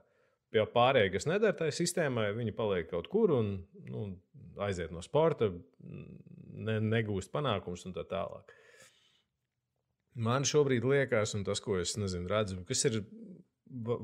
Kur Norvēģi tam ir pretējs pierādījums. Manuprāt, kad ir tur mums, ka mēs atrodam to kādu potenciāli fiziski apdāvināto sportistu, kurš grib kaut ko darīt, un tas viņam nepatīk ērēšana, tad ir jābūt, lovam vai ieliksim pēdējās kaut institūcijai vai vietai, kas agrāk jauniešiem bija tas es atceros, es biju sīks, es gāju interviju, lai saprast, kas ir tā profesija, kur tu gribētu strādāt. Lai tevi novirzītu pareizi, droši vien tevi jāatver kādam acis un jāpasaka, var tas pamēģināt šito sporta veidu. Jo ticamāk jau, kad visiem mums patīk darīt to, kas mums labāk sanāk. Un skaidrs, ja viņš ir labs garo distanci skrējējs, viņam nafig nevajag tās īstās distances skriet, jo viņš tur nebūs labs, tur būs citi, kas ir labi. Un jo ātrāk tu viņu aizbīdīs, droši vien tur, kur viņam patiks vai sanāks kaut kas labi, viņam vairāk sāks iepatikties ar sports, un tad jau viņš tur arī varēs dzīvot un eksistēt, un kaut kāds panākums varbūt tas pat gūt. Bet, jā, piedod, es tā ļoti veikli aizvērtēju atpakaļ pie tā, pie tā, no kā mēs mukām projām. Jā, manuprāt, kad es ļoti piekrītu tam, ko tu teici par to, kad lai arī es esmu diezgan pat iedziļinājies tajā, kas ir šī pēdējās metodoloģija, viņi ir īstenībā ļoti, tur katrs to savu kontekstu ieliek, kādu viņam vajag no sērijas. Jā. Tas, ko viņi tur ir tajos sākuma papīros vai kaut kādos manuskriptos uzrakstījuši, ir nevienmēr tas, ko mēs redzam, tālāk publiski pasniegtu, kā Norvēģu metodas ilgšpēdņās vai polarizētais treniņu process, man liekas, vispār ir tāds ļoti ēterisks. Labi, par lielām šaibām mēs saprotam, ko tas nozīmē, bet īstenībā, kad iegrims detaļās, tad, kad kāds man saka polarizētā treniņu process, viņš ticamāk domā pavisam kaut ko citu, kas tas ir bijis sākotnēji. Mans lielākais jautājums vienmēr ir, kas ir tā apakšējā zona? Polarizētā, kura tad ir tā vieglā zona? Tad cits teorijas pat gandrīz līdz anaerobiem slieksnim uzskata, mēs tā nedomājam. Mēs tā, tad jau pa lielam visi jau trenējas pareizi. Tur arī brīvdienu varoņi, kas trešo zonu nomočīja, tur noguruši nāk mājās. Tad jau viss ir pareizi. Tā nevar. Tā profiņš nevar uztrenēties. Pie tiem apjomiem tu baigās kļūdas nevar pieļaut ar to dozēju. Jā, tu pieskāries pie amatieriem. Kā tu domā un skatoties, smeļot pieredzi no saviem testiem, kas ir tās biežākās kļūdas vai lietas, ko cilvēki dara nepareizi? Es domāju, amatieri tieši. Wow, atkal, kā saka, es palieku vecāks un mans redzes loks plašāks un vairs nav tik strikts. Uz vārdu kļūdas skatos arvien brīvāk. Ja? Tad tas primārais jautājums, vai ir noticis kaut kas slikts veselībai, vai tūlīt notiks, jo tad mēs varētu viņu traktēt kā kļūdu. Tur, medicīnā neejam iekšā, bet To es varu pateikt objektīvi. Un tad ir otrs jautājums, kāds ir tavs mērķis tavai kustībai, virzībai, vienalga, ko tu dari. Un tad es varu pateikt, vai tā ir kļūda, ko tu dari, izejot no tā mērķa, vai īsti nē. Tāpēc tā kļūda man tāds izstiepts jēdziens. Ja mēs par amatieru sportu varētu pakluso domāt par kaut kādiem tagad moderniem longevity un veselības iegūmiem, veselības uzturēšanu visu mūžu garumā, tad atkal man tā ievirza ir, jā, vai piļīt augstu intensitāti 3 reizes nedēļā, domāt, ka tu dari kardio un jā, attīst savu sirdi, kas kopumā tā nav, tikai augstas intensitātes treniņus veicot, vai atkal gluži otrādi, tu esi tāds stājērs un rogainīgi piekritēs, ka tu katru dienu skrien pa 2 stundām zemā pulsā, un tad jautājums, kad tu biji pēdējo reizi svaru zālē, jo 65 gadu vecumā tu vienkārši nokritīs, salauzīs gožu, un viss tavs fitness būs ļoti, ļoti zems, ļoti, ļoti strauji. Es pēdējā laikā skatos, kad nāk master atlīts, teiksim tā, 35, 40 uz augšu, un tauta kustās, cilvēki kustās, par ko es esmu ļoti priecīgs. Tad es drīzāk testu skatos caur tādu prizmu, vai tas ir ok, ko tu dari, un būs ok pēc arī 15 gadiem tā turpinot. Es uzdodu sev tādus jautājumus, ja es jūtu, ka tie ir adekvāti jautājumi. Nāk 20, 23 gadīgie, tad man jāiziet uzreiz pa labi vai pa kreisi, vai tu strādā uz rezultātu un kura ranga sacensībās tu strādā uz rezultātu, tad es skatos caur to prizmu rezultāts. Vai otrs vecāki atved puiku vai meiču notestēties, jo viņi baigi iekarsus pa svaru zāli vai pa kaut ko. Tad es atkal paliek pie tā veselības tipa jautājumiem. Sākumā nevienmēr viegli ir atšifrēt, jo tu pats man jautāji kaut kad sen, ka būtu skaisti uztaisīt normas. Ja? Un man beidzot bija viena rezidenta, pat ne no sporta ārstiem, kur tikai pusotru nedēļu pie mums pasēdēja, tā, jā, man jāuztaisa rezidentūras beigšanas darbs, jums te ir tik daudz datu, vai es kaut ko varētu. Es saku, ķeries klāt. Tā, ko tad, kā tur? Es saku, bija tāda saruna man te arī, kā normas uztaisīt. Un tad viņi sāk griezt zobrats, pagaid, bet tas bija tāds tests, tas tāds, tad pagaid, tas trenējas tur, tas uz kādas, tā kā tās normas nemaz nevar uztaisīt. Jo vispirms ir jāatbild uz 4 jautājumiem, kura vecuma grupas, kuru līmeni tu mērķē, un tad es tā drusku nolaidies uz zemes, domāju, ok, kaut vai paņemšu vienu pašu velo testu, kādas ķuminam normu uzlikšu Georgam, kur viņš tur ir, un kādu vienkārši Andrim uzlikšu, kurš patiesībā cilās svārs, bet arī taisa velo testu, jo tas ir tomēr saprotamāks, kardiogramu labāk un vieglāk. Un tad es tam Andrim pateikšu, tu esi vājš starp ļoti vāji. Ja? Tad Andris pirmkārt parādīs man video pirkstu. Iespējams, es viņam būšu sačakarējis vēlmi trenēties. Viņš saprata, viņš tā kačājies, bija 2 gadus, un viņam pasaka, ka tu esi atvainojis super štruntīgs. Man arī, es nezinu, kā viņus saukt, ētiskie, psiholoģiskie apsvērumi jāņem vērā, interpretēt tests. Tāpēc, Jānis, sorry, joprojām normas nav pie maniem laboratorijas testu rezultātiem, jo arī ķuminam es nevaru pateikt, ka tu esi štruntīgs, pat ja viņš ir atnācis uz testu un ir štruntīgs netīšām. Viņam ir jāsaglabā motivācija. Un tad, ja man neizvirzās priekšplānā jautājums par to, ka es tiešām redzu medicīniski vai no tā cilvēka vai kardiogrammā vai eho kaut kādus super disbalansus, kur lidīs ārā tuvākajos gados vai citas medicīniskas problēmas, kur man ir objektīvi pateikt, tagad daram šitā, jo ja tu turpini tā, tad nebūs labi. Un 3, 5, 40 plus arī visas vadlīnijas, visas ateroskleroza un tad tā ir realitāte, ST depresijas, kardiogramma, išēmijas šādi tad izlec, un tad uzreiz mēs ieslēdzam medicīnisko ceļu, ja, tad tas rezultāts. Tas ir, pagaid, un tā, jā. Lai cilvēki saprot, tas jā. Ir aizkaļķojušies asinsvadi? Īsā versija, jā. Viņi lēnām aug ciet, un tad, kad viņi es neesmu tik gudrs par kardioloģiju, 70–80% jau ir aizgājuši ciet, un tas, starp citu, var notikt arī 30, arī 35 un uz augšu vecumos. Tu pirmkārt to nejūti, bet es kardiogrammā redzu tipa priekšvēstnešus, bet es tāds tieši par šīm tēmām arī daudz lasu. Es domāju, es tā, lai cilvēki saprot. Jā, vispārreiz, bet es domāju, kāda priekšvēstneša 80% no trūbas jau ir ciet. Mums patiesībā vajag daudz precīzāku mērinstrumentu, kurš īsti nav. Un tāpēc tie testi pa laikam, es jau neesmu tāds baigais, ka jums katru gadu obligāti jānāk un tā tālāk. Mēs jau īsti netiekam galā ar cilvēku plūsmu, bet realitātē tie, kas veic un piedalās sacensības sportā, tādā 40+, tas ir vajadzīgs, jo mēs varam noķert nopietnas problēmas, vienādības zīmīti nāve, pirms viņas atnāk. Es, piemēram, vienmēr uz lovas gājis tikai šī. Es esmu gājis pārbaudīt veselību. Man tur tik vati vai šitik vati vai...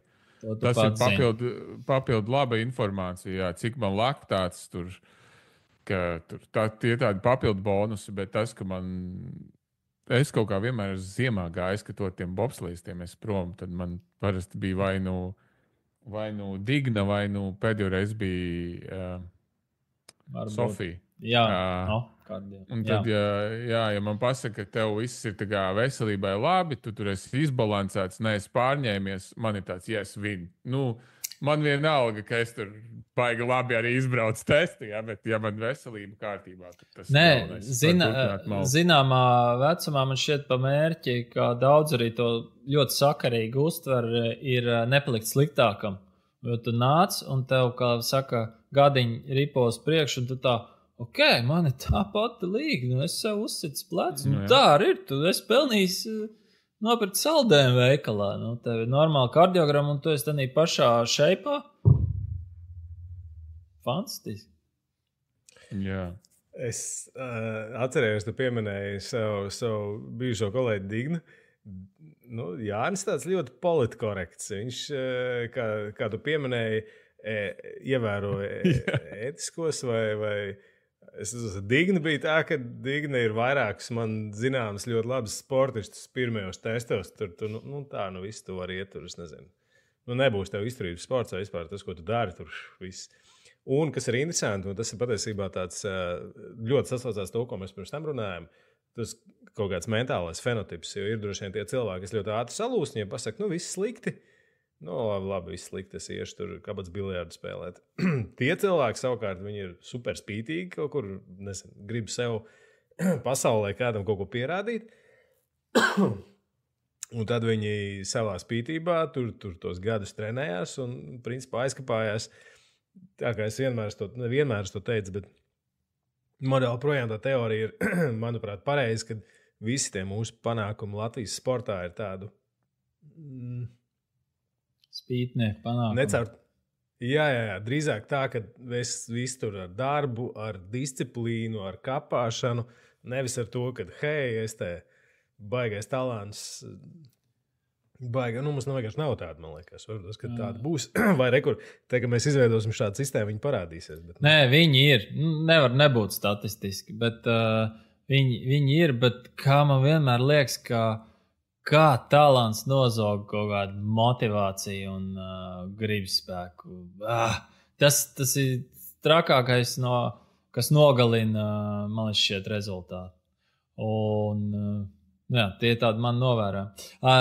Atšķirībā pret Dignu mani dzīve māca. Un es esmu redzējis un aplauzies un ar to pašu skuiņu, kur man likās, ka viņš vairs labāk nebrauks pirms 5 gadiem. Viņš katru gadu turpina braukt labāk un pierādīt man, ka es kļūdos.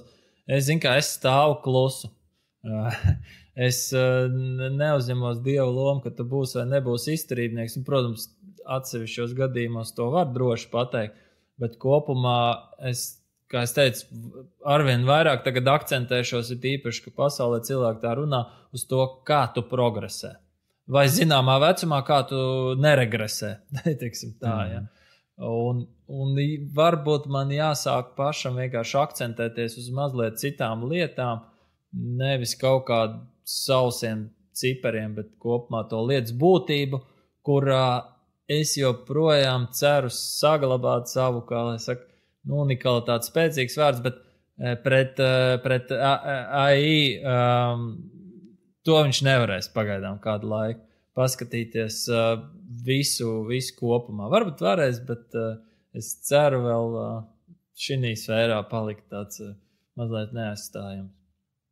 Tas tavs pieminētais čujs un ņuks, ja? Pieredze un lietu kopsakarības jau mazliet pārfrāzēju. Es par savu darbu runāju, vienkārši arī par to treneru.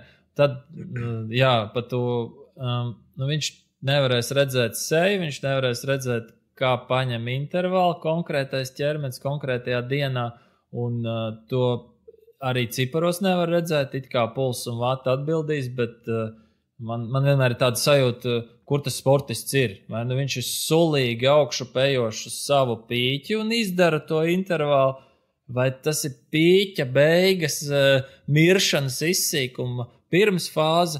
Ciparos tas izskatās tieši tāpat. Bet izmisums sejā un tas, ko es saku, tas muskuļu sulīgums un tā funkcionālā rezerve vēl iet uz augšu, vai vienkārši Dieva dēļ vēl noturēties vienas sacensības. Es nemāku viņu aprakstīt, bet vizuāli viņi ir redzami. Trenētāji acī, jā.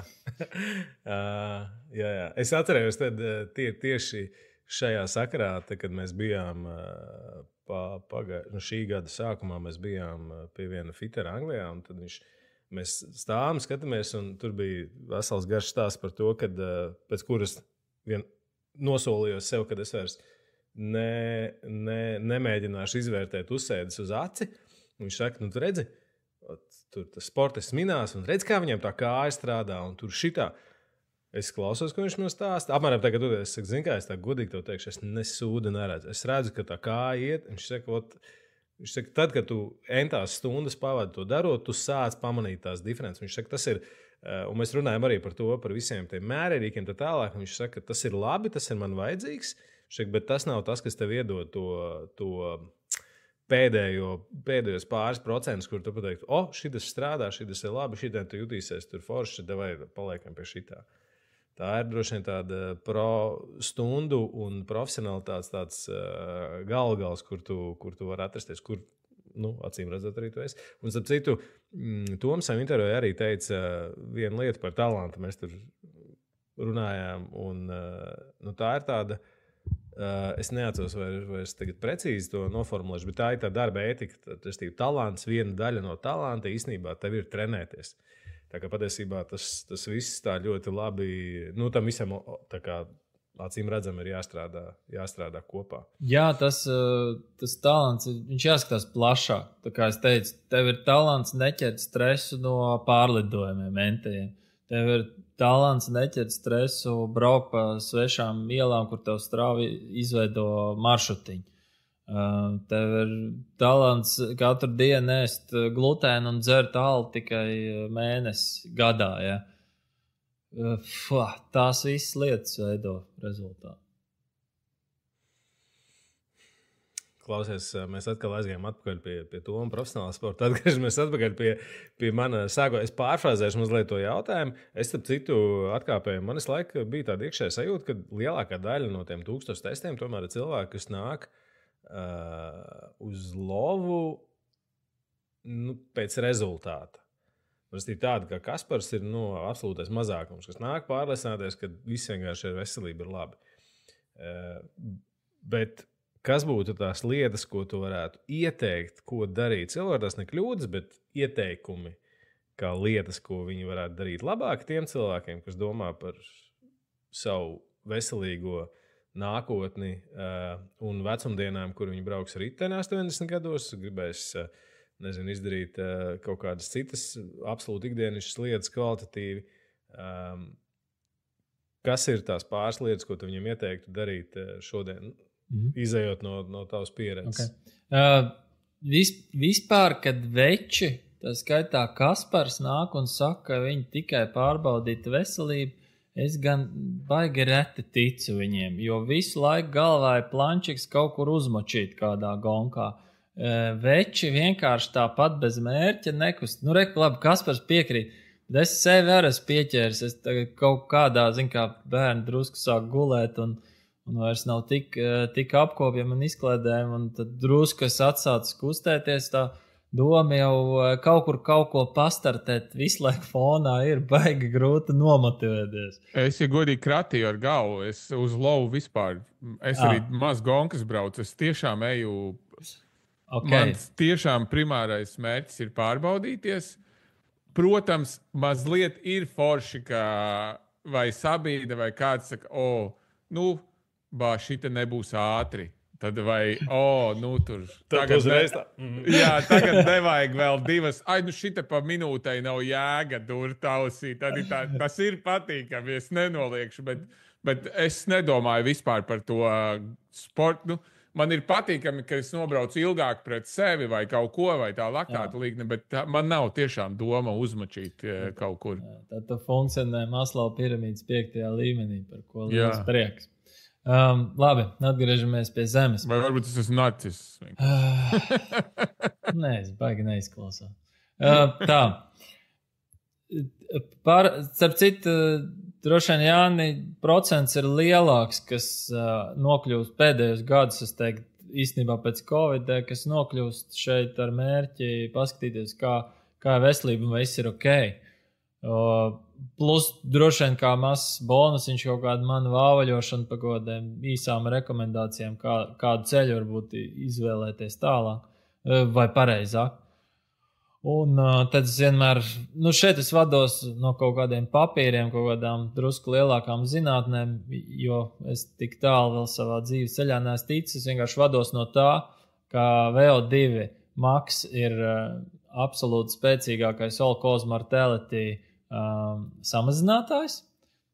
Mēs šito gribējām, paldies, Jāni.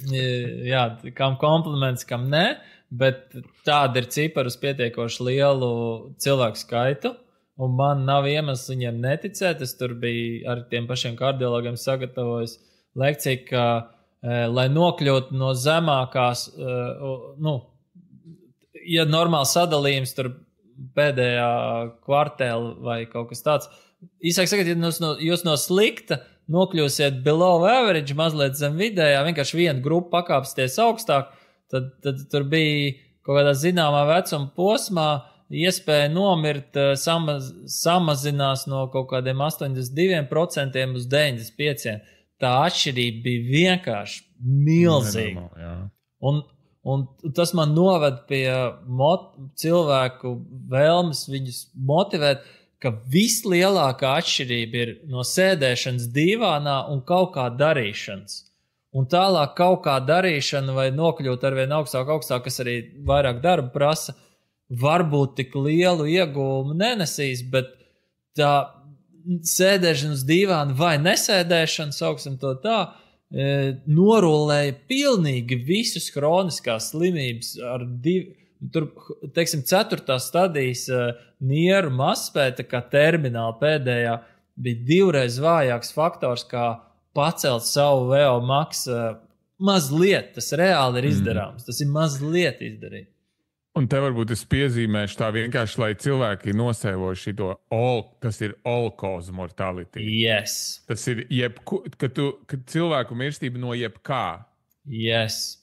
Tas nav tā kā tur tikai no vienas lietas. Tā kā tas ir mega vienkārši. Tas ir mega un kā pievienotais bonus, par ko cipariski ir ļoti grūti izmērīt. Un tāpēc reāli neviens pētījums nav par dzīves kvalitāti, bet par to, vai tu esi dzīves vai miris. Ja to visu var izmērīt un tas man kaut kur super daudz kaitina, jo reāli jau varbūt tur tie sūda 3 vai 5 gadi, tas ir 5 gadus, tu ilgāk mocies slimā stāvoklī. Mums patiesībā būtu jācīnās, lai ir 3 gadi mazāk, kad nodzīvo normālu mūžu, lai ir 5 gadi mazāk, bet lai viņi kvalitatīvi. Tu līdz mūža beigām pats sev var apkopt un to dzīvi dzīvot, un man šķiet, ka vēl māks tur vienkārši pienes bombu, vienkārši ne tikai tu nomirsti vēlāk, bet tavu dzīvi ir daudz kvalitatīvāk, ir īpaši Tādī Peter Atija un The Drive, kas ir mans tur top podcasts. Ja, es daudz iedvesmojos. Viņam ir tas pēdējā, kā tur bija, last decade vai pēdējo savu dzīves 10 gadu nodzīvosi kvalitatīvi un es kaut kur esmu viņa partijā iestājies un aicinu un motivē cilvēkus domāt par to tagad, pastudēt osteoporozi, kas arī, man liekas, super interesanti, ka to kaulu minerālā blīvumu pīķi sasniedz, man šķiet, tur baigi jaunie 15, 20 gadi, pēc tam tā kā jūsu uzdevums ir viņu nezaudēt, jo viņš klāt nenāks. Ar VO Maxi mazliet savādāk, viņš ir man šie trenējums pilnīgi visu mūžu garumā. Tā kā jā, viens komponents ir VO2 Max pa lielam, tā ir izturība, aerobā izturība, un otrs komponents ir spēks, kuru testā šeit mēs nenosakam, vienkārši nav ierīces, jā, leciena augstums mazliet, bet tas nav tas pats. Vienīgais, ka tāds ļoti aptuvens rādītājs man ir tā masas analīze un muskuļu masa, ja.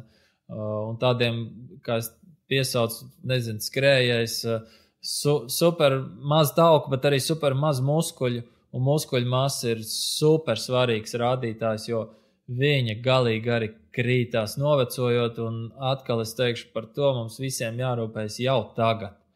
Un problēma ir tā, ko es te pats stragloju, kā no dabas droši vien es esmu izturībnieks, man arī patīk braukt ar riteni un rollerslēpes nesen nopirks, tad citu fantastiska lieta. Vienkārši crazy labi. Nekas cits presi tā neieslēdz no izturības sporta veidiem. Mugura vēl. Ja es vakar tieši rollerēju. Es aizvakar, jā. Kapitāli. Labi, atkāpsimies no rollerslēpēm, bet svaru zālē vajag ieiet, un tās man ir zobu sāpes. Vienkārši padalos, ka es arī esmu cilvēks. Un kā tu nedari 2-3 nedēļas, tu vienkārši esi atpakaļ pie savu ģenētiski noteiktā un viss. Bet ja tev izdodas tomēr reizi nedēļā vai ideālā gadījumā 2 reizes nedēļā, ja tos svarus pacelāt, tu tomēr vari to muskuļu masu kaut kur pacelt, kaut kur viņa būs. Kā tu atlaid vaļā, to esi back to basics. Un, protams, ka cilvēkam nepatīk tas, kas viņam nesanāk, bet es mēģinu rast sevī visu laiku motivāciju cilāt svarus, jo, protams, kā rollerslēpēm man patīk, bro. Tā kā jums vajag 2 lietas, VO2 Max un spiešana no krūtīm, pietapiens, principā es uz kāju muskuļiem, kāju, gurnu muskuļus izvirs kā absolūto prioritāti. Lielie muskuļi. Lielie muskuļi. Jo viņi tērēs jūsu kalorijas, viņi, kā es saku, padarīs jūs tievāks, uzlabos jūsu metabolo fleksibilitāti, jeb spēju izmantot taukus vai joghidrātus kombinācijā ar izturības sporta veidu. Tas viss vienkārši saguļas tik skaistā prizmā.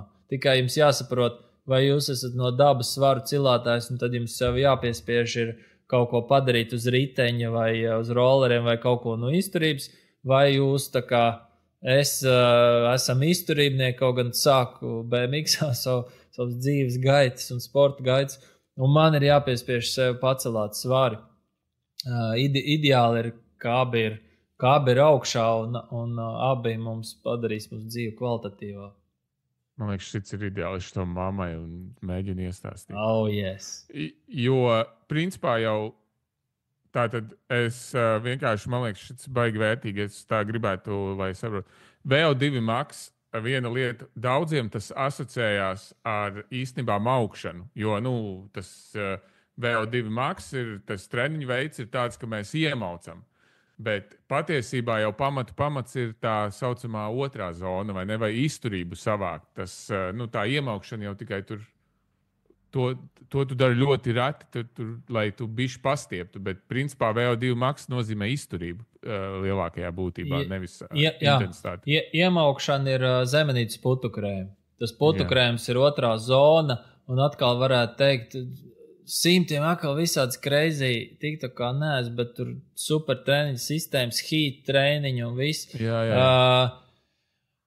Tas nestrādās, ja tas ir jūsu vienīgais treniņš. Es esmu tā nonācis kaut kur pie secinājuma. Ir cilvēkam vienkārši vajag izlādēties, un atkal mans uzdevums nav viņu atrunāt no heat treniņa. Ir, kas tur atstāja stresu, kortizolu, un viņš ir veselīgs kopumā.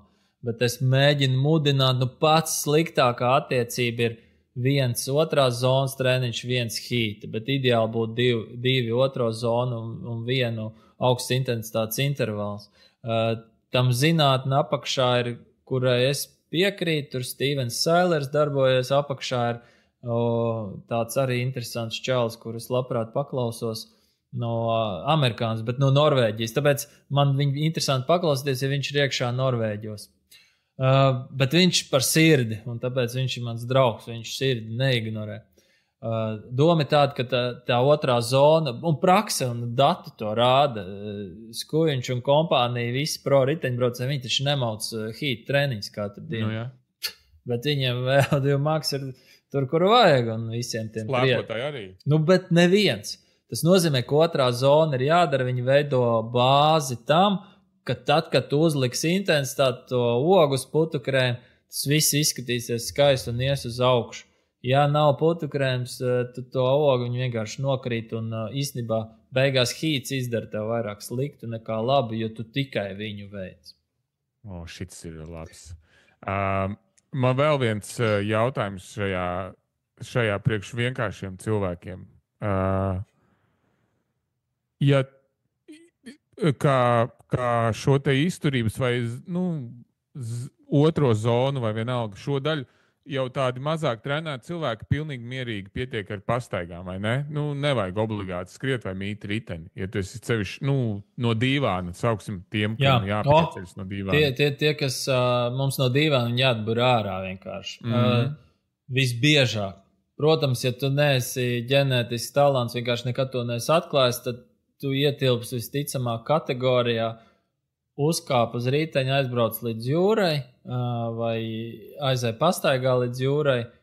Skaists otrās zonas treniņš, jo testos arī es to redzu, ka mums ne tikai dāmām, vienkārši, teiksim, tā zem trenētiem cilvēkiem miera laktāts, kā man jārāda, miera laktāts, ejot jau viņš ir virs miera, un nedod Dievs sāk skriet, viņš vienkārši bām un ir jau 4 un viss. Un jebkurš skriešanas ātrums, ir gandrīz anaerobs. Tā, ka totāli anaerobs vēl nebija redzējis, bet tu jau esi slieksnī pie viszemākā iespējamā skriešanas ātruma.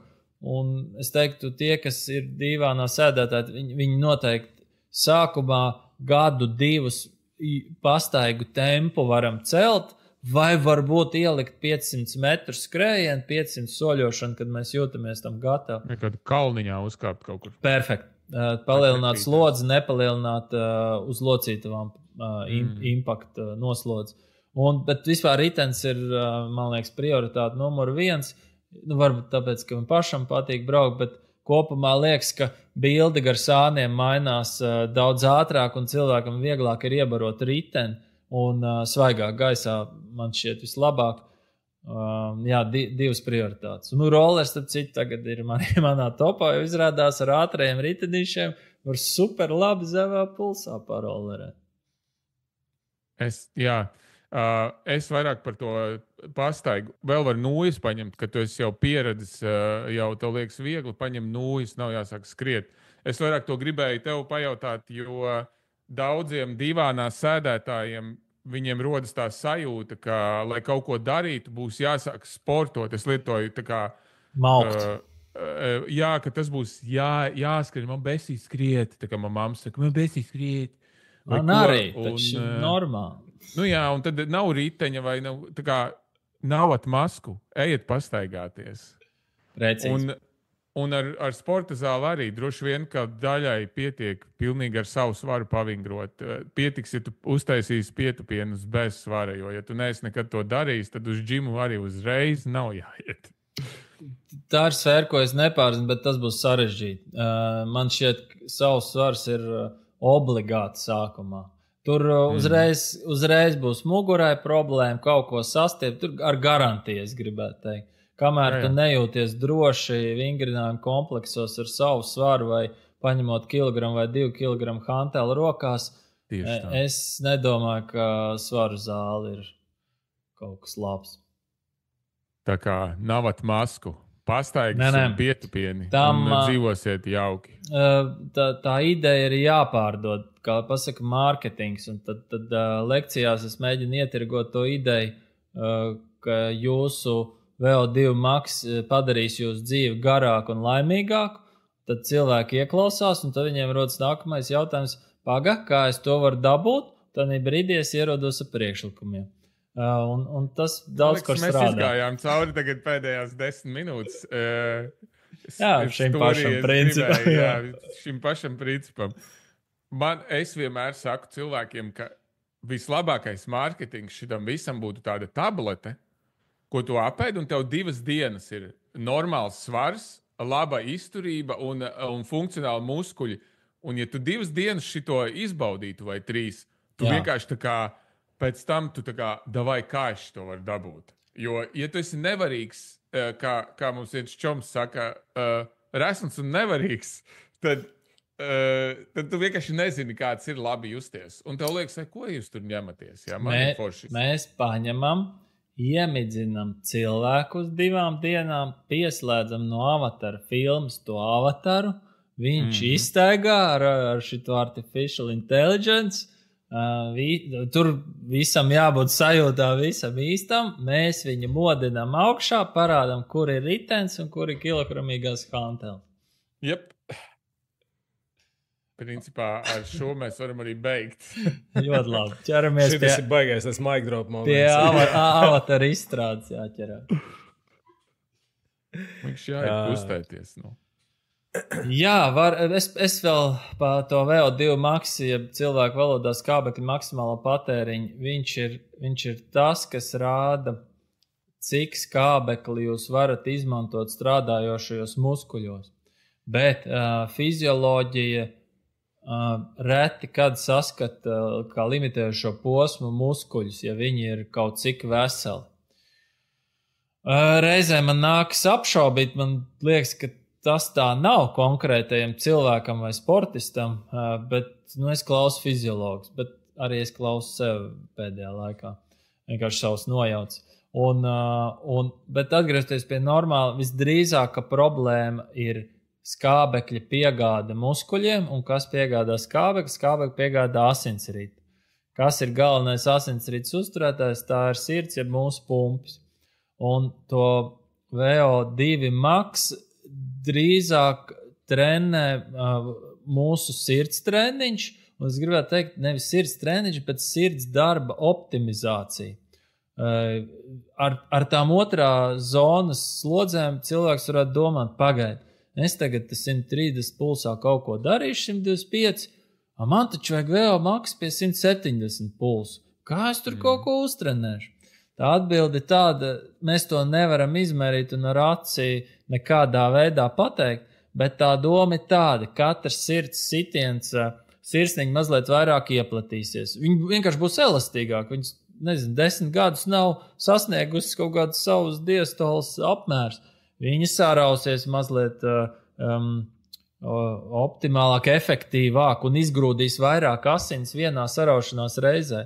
Jo, piemēram, bērniem asinsrites to jaudu vai plūsmu caur trubām, ko sauc pa asinsvadiem, var pacelt pārsvarā uz frekvences rēķinu. Viņiem tā sirsniņa netik ļoti iestiepjās, un tad nāk tas peak height velocity, augšanas pīķis, tur viss hormonāli mainās, un tā tālāk tad tikai sākās sirds tā optimizācija.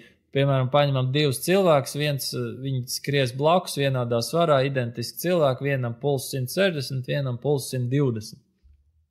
Ar lielu varbūtību vienkārši tam 160 būs maziņa sirsniņa, un viņi nevar iestiepties, tam 120 būs, kā es saku, 3,5 litrīgs amerikāņu benzīna motors, un tad ir 1-2 pretī kaut kāda Toyotiņa vai kaut kas, un it kā jau benzīns izplūdīs abiem vienādi, tikai sirds saraušanās biežums. Atkal varētu domāt, pofīgi taču 160 vai 120, man sirds vesela, nav aritmijas, bet tas gan ir absolūti nezinātniski, bet tā runā, ka katram ir savs sitienu skaits dzīvē, es tā ar humoru, bet pa lielam kardiologiem un sirsniņai kopumā patīk zemāks puls. Un jo viņš... Bet līdzīgi jau ir ar motoriem. Tieši tāpatās. Tie lielie litrāžas motori dzīvo ilgāk, viņiem ir nodulums mazāk. Nu, redz, mums ir zinātnisks pamatojums. Man liekas, ka zinātniskākais pamatojums ir tas, ka tur tas bruņuruputis, kas dzīvo 200 gadus, viņam, man liekas, ka pulss ir kaut kādi tur cik 27 vai cerams, kaut kas tam līdzīgs. Nu jā. Bet, nu jā. Jā, uz to pusi fakti dabā rāda, kā arī, kā pasaka, ēst maz un dzīvot augstumā var nodzīvot ilgāk un izskatās jauns un svaigs ilgāk, jo vienkārši visi vilmaiņi pazeminās. Es nezinu, vai tas ir savelkams kopā, bet kopumā zemāki pulsi sirdī patīk gan mierā, gan slodzē.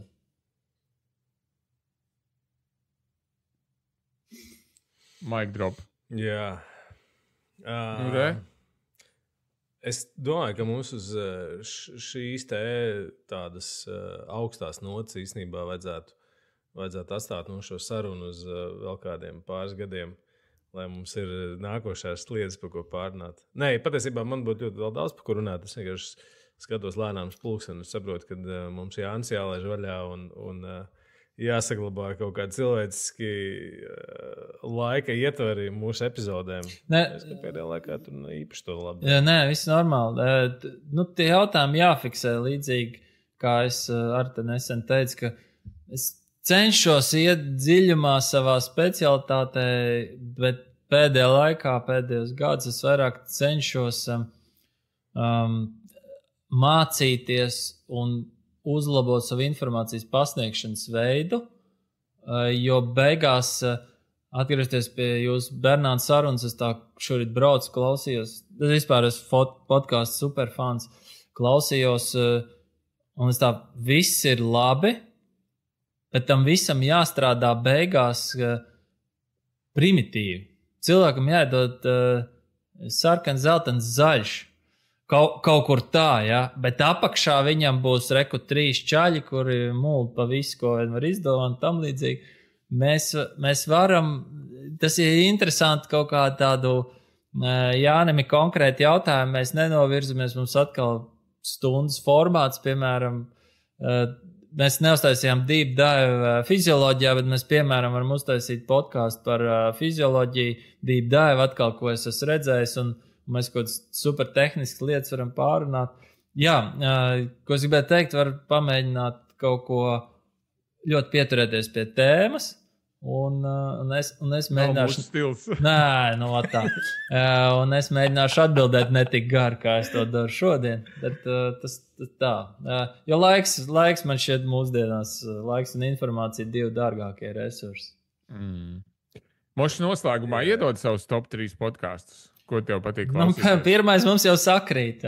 Man ir tā, The Drive ir ar Pīteru Tīja ir mans zinātniskā kreisā puslode, Tīms Feris ir mana labā puslode. Tas mums var sakrīt. Jā, un kaut kur pa vidu mans tāds Feel Better, Live More, bet reizēm nav tik labs epizods, bet tāds drusku.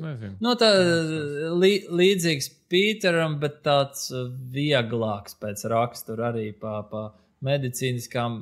Reizēm man nav, bet reizēm kaut baigi patīk. Hubermans tur šad tad iepeld Huberman lēmu.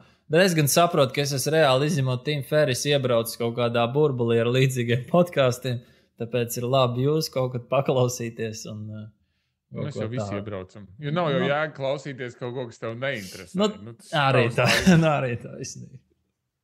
Tā ir. Ko es tur kādreiz uzlieku kaut ko paklausīties, kas man varbūt mazāk interesē. Un tad ja es saprotu, ka nav, tad jau nav. Bet, labi, tīs podkāsti, tur, man liekas, es esmu no savas pieredzes. Tur citreiz ir tā, ka tu viņu noklausies vienreiz, saproti, vai man bijis tā, ka es braucu, piemēram, un es saprotu, ka tur nav jēga viņu klausīties braucot, tāpēc, ka tā nav tik viegla informācija, ko tu vari absorbēt braucot. Tev jāsēž un tā kā citējot, man liekas, ka tev, citā vienā podkāstā tu teici, tā ir tā kā mūsdienu grāmata. Un tad tev viņi jāsēž un jālasa. Būtiski jāklausās un jāmēģina absorbēt to, ko viņš tur saka. Un ja braukšana noņem tavu smadzeņu resursu, tad to nevar darīt. Redz, es tā klausos viņu ar lielu interesi, un es tā domāju, bāc! man tas ir tik vienkārši, tik cik vajag sarežģīti, bet joprojām uztveram. Un es domāju, kā ir cilvēkiem, kas nav mācījušies medicīnu 10 gadus, jo man tas backgrounds tur viss ir, jā. Un es domāju, veči, jūs taču ar to klausaties. Es domāju, kā jūs to vispār sagramot? Jo man ir on the edge lietas, ko viņš runā. Uz daudzām es varbūt atmetos, es zinu, ka šits nav priekš manīm, bet visu es ņemu. Un man viņš iekrīt tādā manā jau zināšanu backgroundā. Tā kā ir izaicinoši, es tev saprotu. Es diezgan daudz esmu ielauzies tajā angļu terminoloģijā, un viņš jau arī tomēr paskaidro pēc tam vienkāršākā valodā, bet, es esmu atmetis tur, ka viņš sāk tur kaut kāds MPK, yes. Un vēl visi šitie, kas tur šitāds pārsveids, viņš tur tādu hormonu, es saprotu, labi, man šito nevajag zināt, es gaidu vienkārši, ka viņš izstāstīs rezultātu. Jo es neplānoju apgūt medicīnu tik dziļi, kā viņš stāsta. Nevajag. Mums jādara lietas, ko mēs vislabāk darām. Tā ir šī. Jā, uz šīs nots es, Jāni, tev teikšu lielu paldies. Es ļoti gandrīz, ka šodien es varēju klausīties vairāk un mazāk runāt. Jā, es arī. Jā, tas ir viens no retajiem podkāstiem, kuras kā lai pareizi pasaka, piedalījos tikai vairāk tehniski nekā ar kaut kādu inputu, par ko man liels prieks. Tas super, jā. Jā, man jānovēl tev nākošos 1000 testus uztaisīt un atrast vismaz tos pāris desmitu, es ceru, nākošos skuiņus un ēdukas un vēl nesko, jo viss cerības mums ir uz tevi, ka tu būsi tas, kas spēs izāķēt tās zelta ziltiņas no mūsu mazā baseina. Visā citādi, lai tev labs jaunās gads un lai tev noteikti paliek laiks tomēr kaut kur uzstartēt. Es ceru, kādam izgriezt pogas. Jā. Es jau vairāk kā tu, Kaspar, es esmu apmierināts, kad man izdodas Rogainingā labi atrast punktus. Tā kā es jau uz veco cilvēku sporta veidiem skatos. Bet, tā talanta atlases agrāk baigi iesprints, bet tas vienkārši ir nebeidzams process. Un līdzīgi kā ar sportu, ja tev nepatīk process, tad tu vienkārši maini procesu. Tas mērķis atrast vienu skuiņu, tas nebūs tā, man dzīve ir izdevusies tagad. Nē, ja tev, katru dienu patīk, ko dari, tad ceļš ir pareizais. Tas vienkārši ir process. Un es nestrādāju viens, tas vienkārši nav iespējams vienam. Es ļoti daudz uzmanības veltu tam, lai man te ir kolektīvs. Un jaunos daktars arī varbūt reizēm pa skarbu vai kā, bišķiņu atlasu. Bet tam es pievēršu uzmanību, kas ir aiz manīm un kuri kadri ir labāk pa manīm, tie man galvenā interese. Uz tiem es strādāju, daru visu, ko es varu, kā piemēram Laila, lai vēl kāds pāris uzvars un kas zina, varbūt tā bleķi brauc mājās. Tad es zinu, ka mans darbs nav veltīgs. Lieliski. To arī novēlam. Baudiet procesu. Čau. Dargie draugi, paldies. Tā visiem. Thank you.